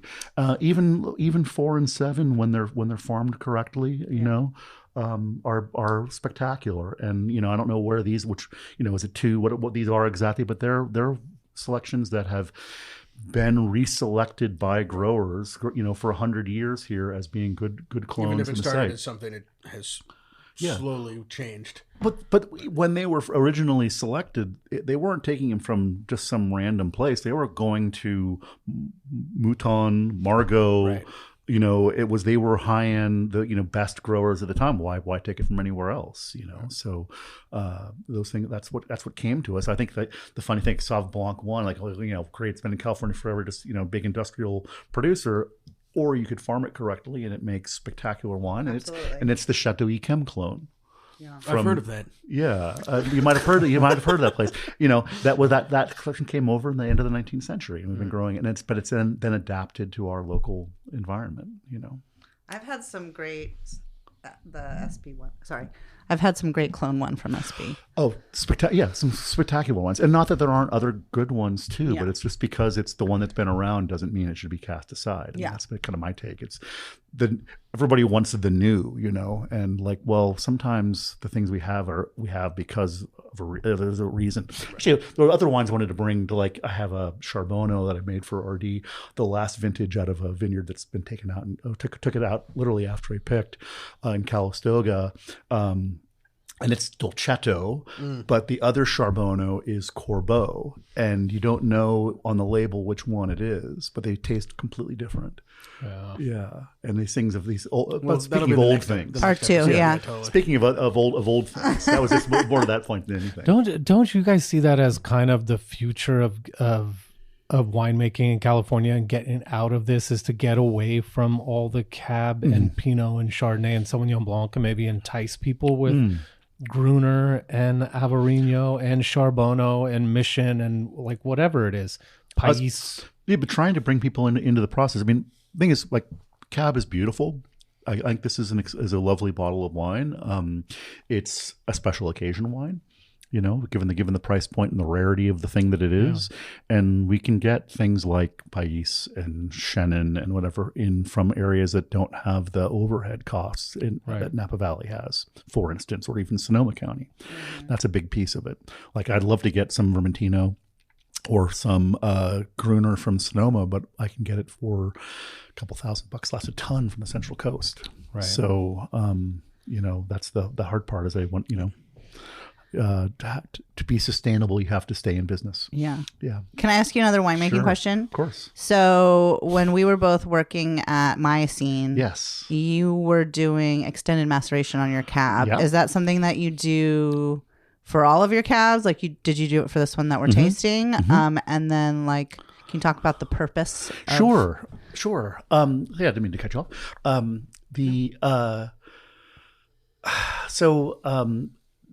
I think different varieties lend themselves to different techniques to get the thing out of them that you're looking for. And Bordeaux varieties, I want texture and mouth coating properties that come from the breakdown of the skins, and that's a time-dependent process. You can make really beautiful, great tannic, nicely balanced wines doing short process, high temperature, short time, those kinds of things, lots of pump overs, get it off in 8 days or 12 days.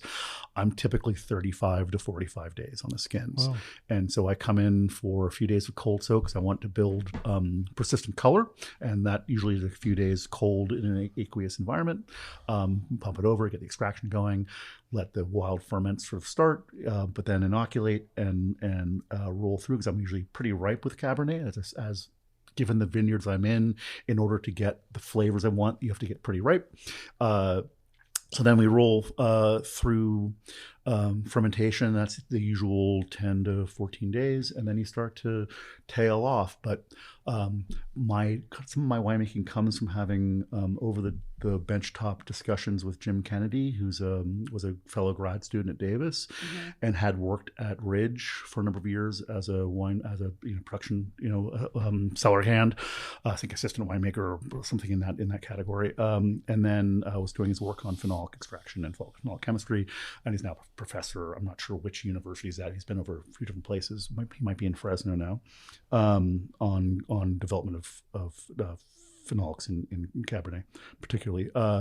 And the idea was that it takes a while for the cell wall structure to break down and give up the pectins, the hemicellulose, all these things that give mouthfeel and texture. Because if you do the analysis of tannin extraction in Cabernet, it's only going one way, is up, more over time, right?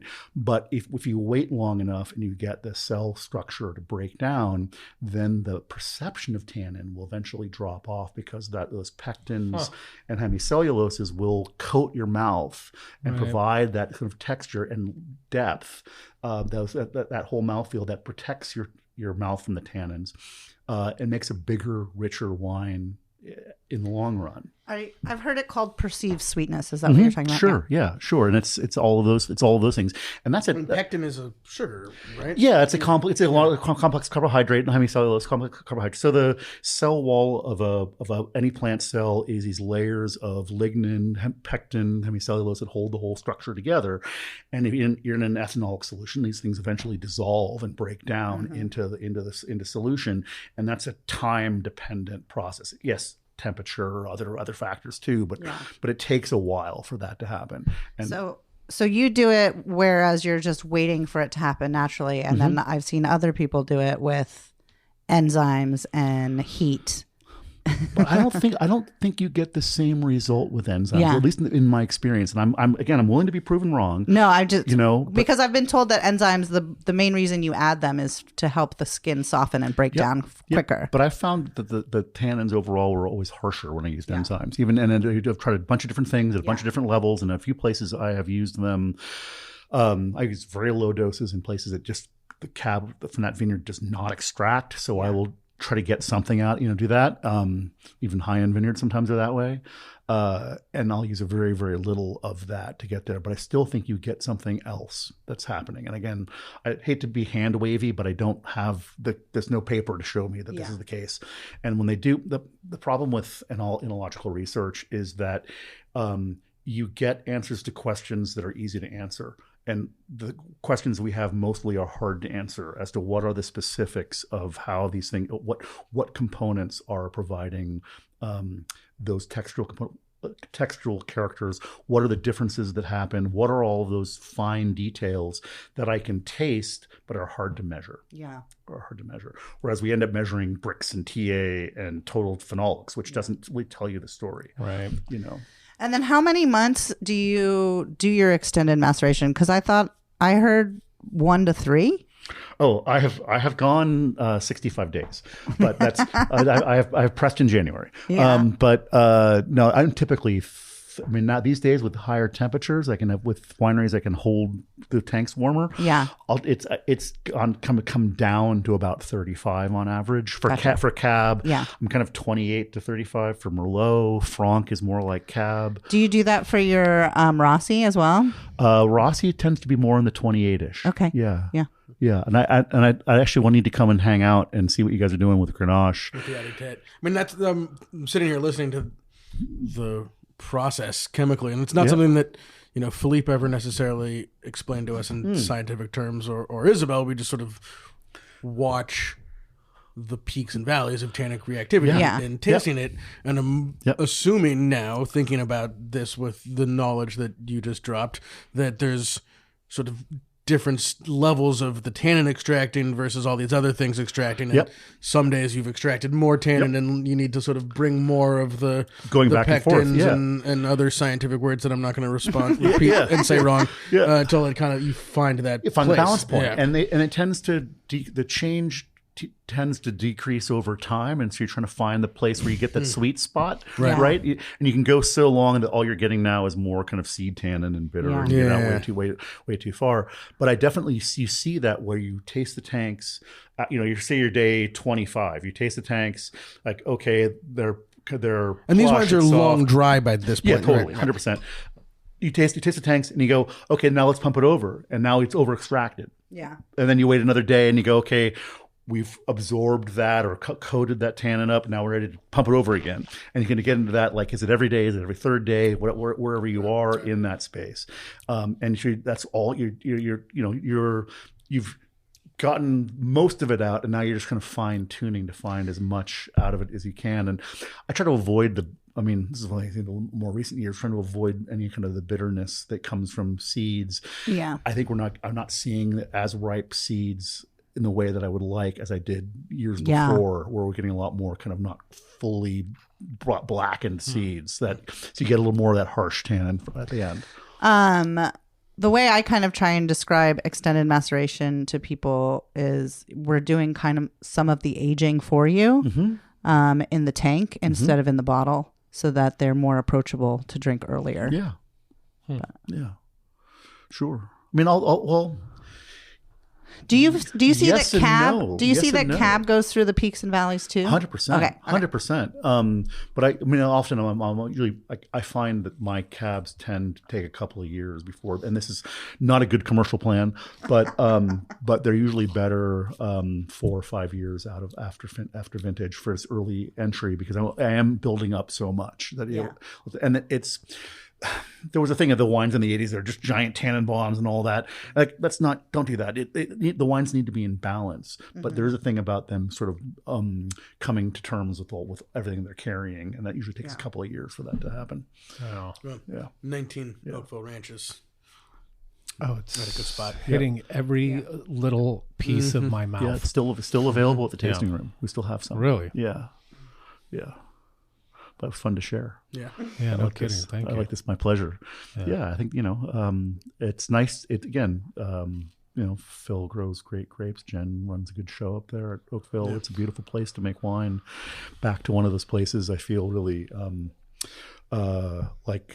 blessed to be able to make wine from these beautiful, beautiful sites. And that's so much of my day. It's like, oh yeah, you're in front of the computer and this and that, and then you're out in a vineyard and how many people have this as their office? Yeah. That's really pretty spectacular. All right. So let's say tomorrow you get hit by a car. You get up to the pearly gates. St. Peter says, Jesus would like to see you at the dinner table. You can bring one bottle of wine that you made over the last 20 years. What would you present? The next one. Yeah. I mean, they ought to have good vineyards up there, man. Finally make a perfect wine every time. From all over the world. Yeah. I don't know if anyone. What are you drinking? What are you drinking on your dinner table? What are you opening as a as a celebration wine, and what are you opening as your? So it depends on who I'm with. Dinner very wine. much. So my wife and I drink. She is a huge fan of Sauvignon Blanc. We drink a lot of Sauvignon Blanc, a lot of rosé, some of which I've made, some of which we get from elsewhere. I like Grenache-driven rosé or Mourvedre-driven rosés in particular. And tell them quickly. Just tell them the alcohol levels. What are the bricks that when you're doing direct press rosé? What are you picking at? 19 to 20. Yeah. Occasionally as much as ripe as 21.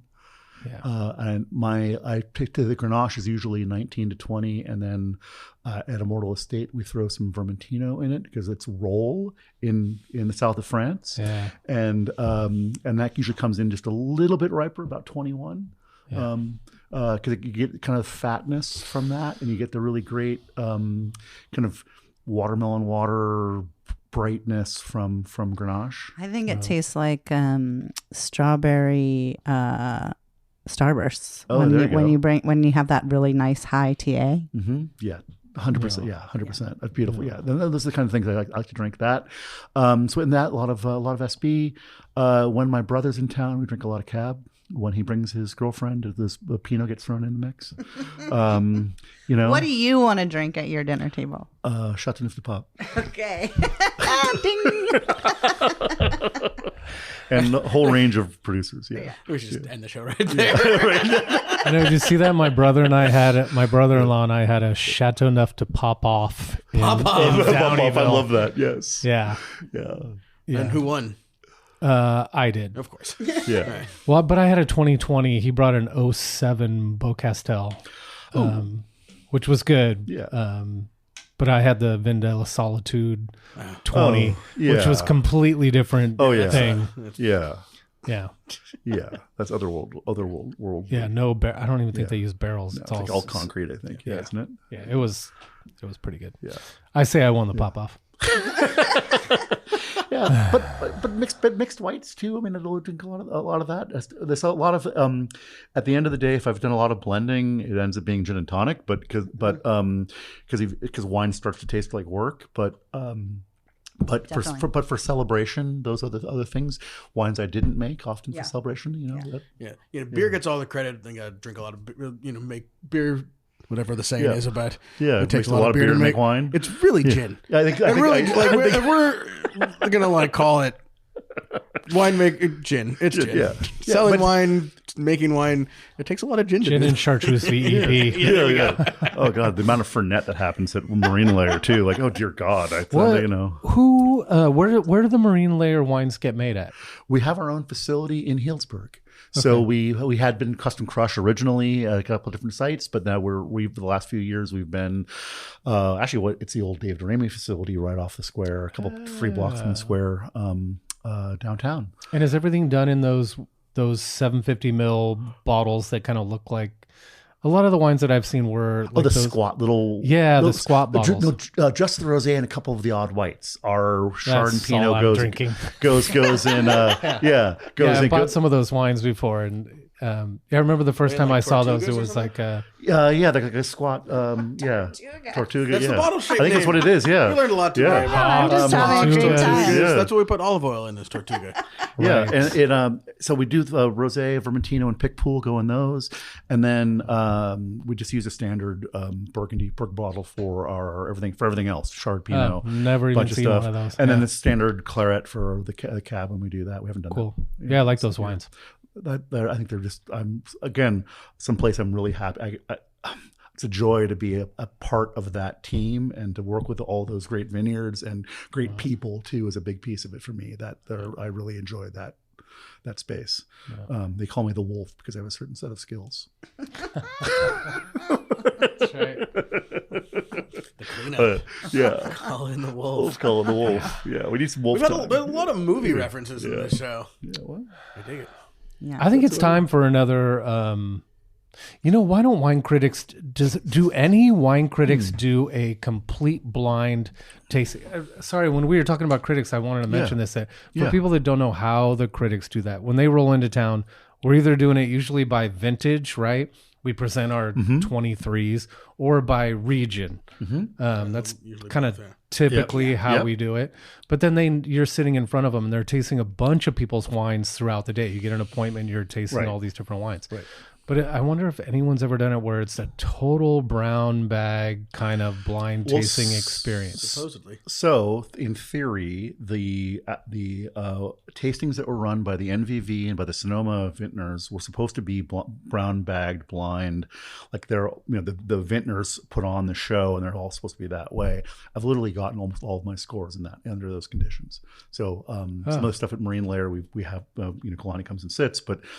I think Audrey, and I've tasted with Audrey twice, but all of my all the scores I've gotten over the years were part of the big events. So that I kind of feel like it kind of at least removes one or two variables. Yeah, because they're having a good time. Well, yeah, having a label. Good time. Although we got ravaged when I was at Stewart by Galani for. It was actually a funny thing. We got terrible scores. It absolutely trashed us. And then one of the owners put together a matrix of all the other critic scores that we got, and we were 92 to 98, I think, on every other critic for all the wines. It was 2 vintages, 6 wines per vintage, right? So big set, big matrix of that. Everything was that, and then he was 82 to 88, I think, on it. Right. And it was because we had heavy bottles. Like, right? Tell us, okay, I'm fine with saying the bottles are too heavy. I'm fine, but that is not it's not a wine criteria. That is I'm not going to score your wine because the wine is too heavy. I'm going to say, I'm going to call you out for having a bottle that's too heavy. And then, those are 300 cases in really heavy glass, and then we're up by 6 across the whole thing. And then everything else is in standard lightweight, reds, all the other 95% of everything we made. So those were just the collector's wines, right? And it's the same thing at Immortal Estate. We use the ridiculous Aleka 1,200 gram nonsense bottle because collectors love the thing, and that's part of that whole thing. And then for the other, again, 95% of what we produce, I use the lightweight ancien and make it up on the other side because I'm trying to be green, but where the collectors are going. And I finally talked them into this bottle, the RD bottle, which is significantly lighter but still pretty, right? Trying to be conscious of environment and all of those things. But if you're the critic, say, I refuse to review wines in this glass from now on as a statement of philosophical purity. Great, fine, do that. But don't ding me 10 points. That's weird because really I think every critic should have 10 things that they look for in wine. You know what I mean? So what the scores are based on. Yeah, right. No, and for us, the wines were we could see this evolution of me as a consultant. Like, these wines were getting better. They're beautiful. They're expressive. They're all these things. They're gorgeous. And then all the other critics were like, well, yeah, that's what we see. Without see, so it's not about the wine anymore. And B, if you're going to criticize the thing, you're going to a restaurant and you criticize the parking lot attendant. Right. I mean, this building is too thick. It just seems bad kind of, restaurant. It seems kind of absurd. It seems kind of absurd, right? Again, and as what someone else in a different business said, look, are they trying to sell the wine? Because the collector, the target audience for that wine is a collector who demands this particular package. Yeah. Right. And so you're sort of stuck with that as a winemaker or a wine producer in that space. No, and Stuart's doing great, and the wines are beautiful, and all that kind of stuff. And fuck that guy. Was that out loud? Was this on tape? Yeah. He won't listen. It's good. No, it's fine. It's fine. There are some people. Sometimes I pull out the older auditettes here when I'm doing a tasting, and I have people feel the bottles, and about half the people go, "Oh, I like the way it feels." Right. Sure. And they don't. I don't talk. You can have a conversation about environmental and carbon and all this kind of crap. They just like the way it feels. Right. That heavy bottles. Why I did things in cans to make up for it. There you go. Nice. It was the exact opposite, the lightest possible package I could get. And started driving the speed limit. But no, I'm always late. Yeah, nice. Can't drive the freaking speed limit. Yeah, except everything takes too long. I'm the same way. Exactly. That's why I have a fast car. Yeah. No, I mean, I've done well with critics. I appreciate the work when it's honest and has integrity. When it is and they don't have to like the wine. I mean, that's their view. Yeah. Right. But I want them to be clear about what it is that they're reviewing, and to be clear for the public, because public does rely on that stuff, And that's fair that you want him to score what's in the bottle, not the bottle. Right. Yeah. Then do a packaging score. Yeah, or just don't score it at all. Yeah. I mean, that's fine. Say we refuse to score these wines because, and call us out for that. Great, fine. Good, I'll decant it on the way there. Yeah, exactly. No, but that's a much more honest approach to it in my view. Yeah. In my view. Yeah. Anyways, everyone's butts got to get a little bit hurt sometimes by the reviewers. once in a while. Yeah, sure. And again, if you live by the sword, you die by the sword. Is this apropos to anything, Brian? I don't know. I love the drama that's going on right now. Oh, what's with the scores coming out? There's a winemaker / somm who very publicly complaining about his scores. Oh, I think I heard a little bit about that. Yeah, and then maybe somebody that we know also trolling him for complaining about those scores, and then it caused a whole bunch of internet kerfuffle. Yes, because that's what scores are for. Right, exactly. Yes, exactly. Get attention on the internet. Right. Well, it doesn't matter if they're a 78 or a 98. Yeah. If you can use it to get attention on the internet, then that's perfect. The score did its fucking job. A buddy of mine got like a 70-something on a Sauvignon Blanc. Like, I want that wine. I want to know why. What the heck? Great winemaker, good show, all that sort of stuff. Like, what happened? What did you do? What did you do? Bad winemaker. What did you do?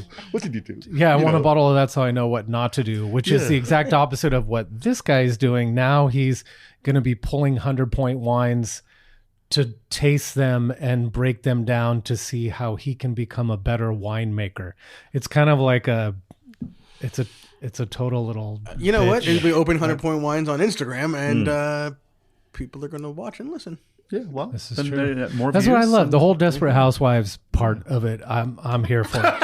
Desperate winemakers. I love the drama. Real Housewives of Russian River. I think the wine business needs more drama. We need more of that fun kind of drama. Well, I know the TV show is Dutton Ranch. I'm like, wait, but yeah, right. Exactly. Yeah, wait a minute. Does Steve make a cameo? Yeah, exactly. Right. Yeah, different Duttons. Yeah, very different Duttons. Yeah, very different Duttons. Well, maybe not that different. I don't know. More of that. Yeah. No, I mean, I guess I definitely want I've always tried to work with integrity. I try to be honest about the thing that you do. Try to be honest to your public about what you do.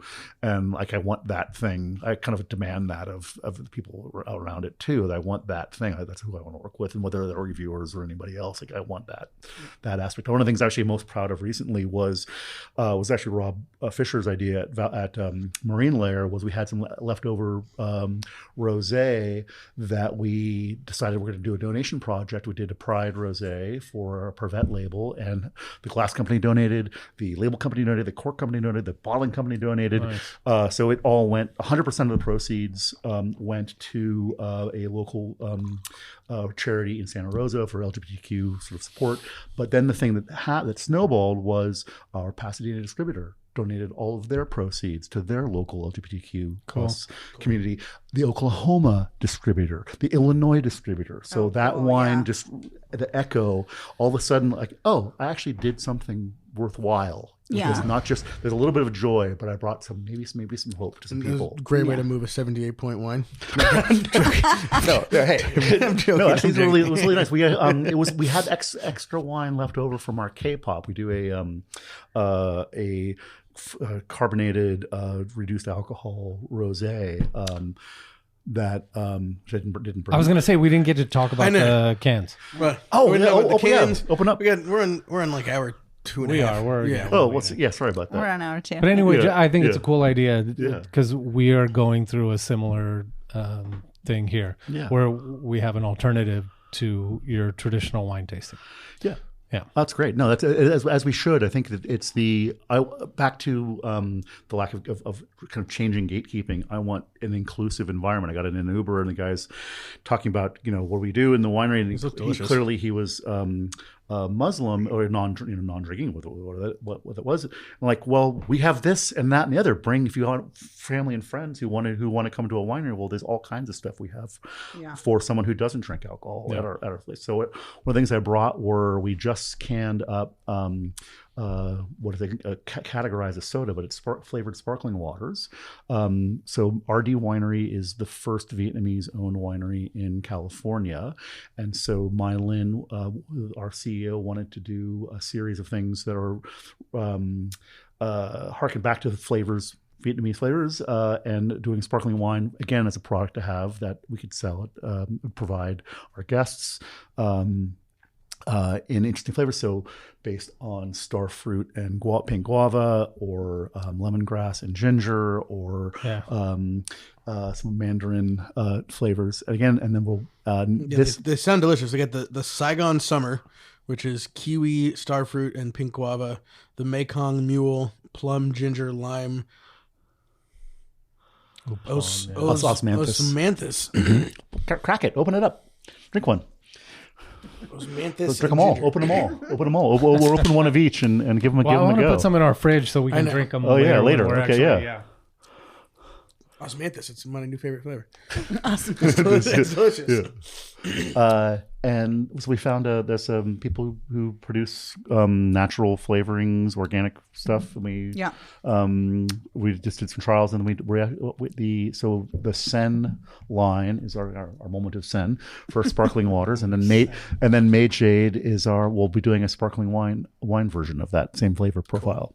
So something else. In NA or no, A. A.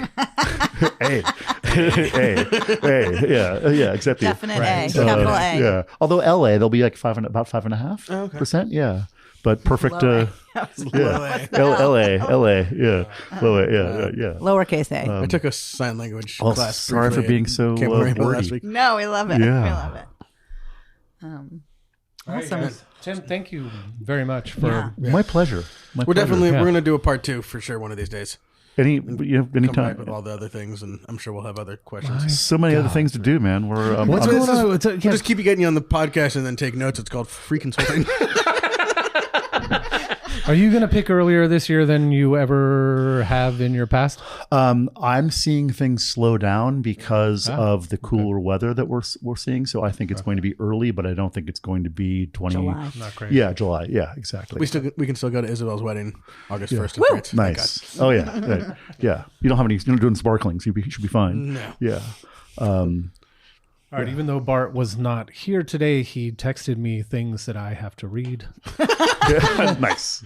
Pour and Explore tasting on July 24th at Ramsgate Winery, presented by Sonoma Valley Vintners and Growers Association and the Sonoma County Vintners. Pour and Explore tasting at Ramsgate, July 24th. And then the Vintage Festival, September 24th through the 27th. Harvest Dinner on the Plaza, Daytime Festival, Grand Tasting, and more. I think you should explain this Harvest Dinner that we're doing, though, on the Plaza. This is going to harken back to the 30th anniversary of the Girl in the Fig, 20th. Right? Whatever. I thought it was the 30th because they're at like 35 now. How long ago was it? Maybe it was 25. I think it was a long time ago. So we're going to do dinner for 500 people on the Plaza. Holy shit. I know. And the Girl in the Fig is going to cater it. And so you can get tables, and each table will probably have a winemaker at the table. And they're going to put out food, and we're all going to eat at the same time. Drink. It's going to be kind of crazy. Friends on the Plaza. Right. Which is something. Actually sounds like fun. I don't know how many people they actually ended up doing for that. Honestly, sounds better than going to one of the wineries for it. Yeah, let's eat on the Plaza. Yeah. Well, for us, we can just walk. Yeah, that was definitely part of why I was saying that. And and see everyone all in one place. I'm sure there's going to be some live music. If there's not, I'll do a little 500 people. That's a lot of people. That's a lot of people. That's a lot of plates. That's a lot of silverware. I'm assuming. Yeah. It's a lot of duck. A lot of duck. Yeah. A lot of duck. It's at least 250 ducks. Yeah. Duck daughter getting excited. Depending on how many legs you get. Yeah. What do we want to talk about? August 9th? August 9th, Stanley Mouse. Vinyl Sunday. Presents. If you're in the industry, be looking out, and you make Grenache, you be in your local, look out for our Grenache Day party. Oh, it's just going to be a little industry gig party where we here. all get here, drink No Grenache, host tacos, bring your Grenache. Grenache Blanc, Grenache Noir, and Grenache Gris from anywhere in the world. And then close out Vintage Festival weekend at the barn with Vinyl Sunday. Yes. Yeah. Oh, the barn. Yay. The barn. Barn party. September 27th. How'd the party go with you? It went great. We had some great people show up, and our friend Riley played some awesome music. Sam was there. Cool. Jasmine was there. Alakai made some great those charcuterie boards. Was there even wine? I don't think I made it past the charcuterie board. I think there was wine. Yeah, we're gonna try and do something like that, like once a month. Do some music with wine in the background. But also, I just wanted to shout out all the people who came to see me in the tasting room already, because I've met some really great people who have heard about the tasting room and the Jambes de Bois wines through this podcast. And I just want to say thank you so much for giving me the chance to come taste my wines. And if you haven't done that yet, contact me on Instagram with Danielle Makes Wine, and we'll get a tasting, private tasting going with you guys. So Cool. It's a nice space.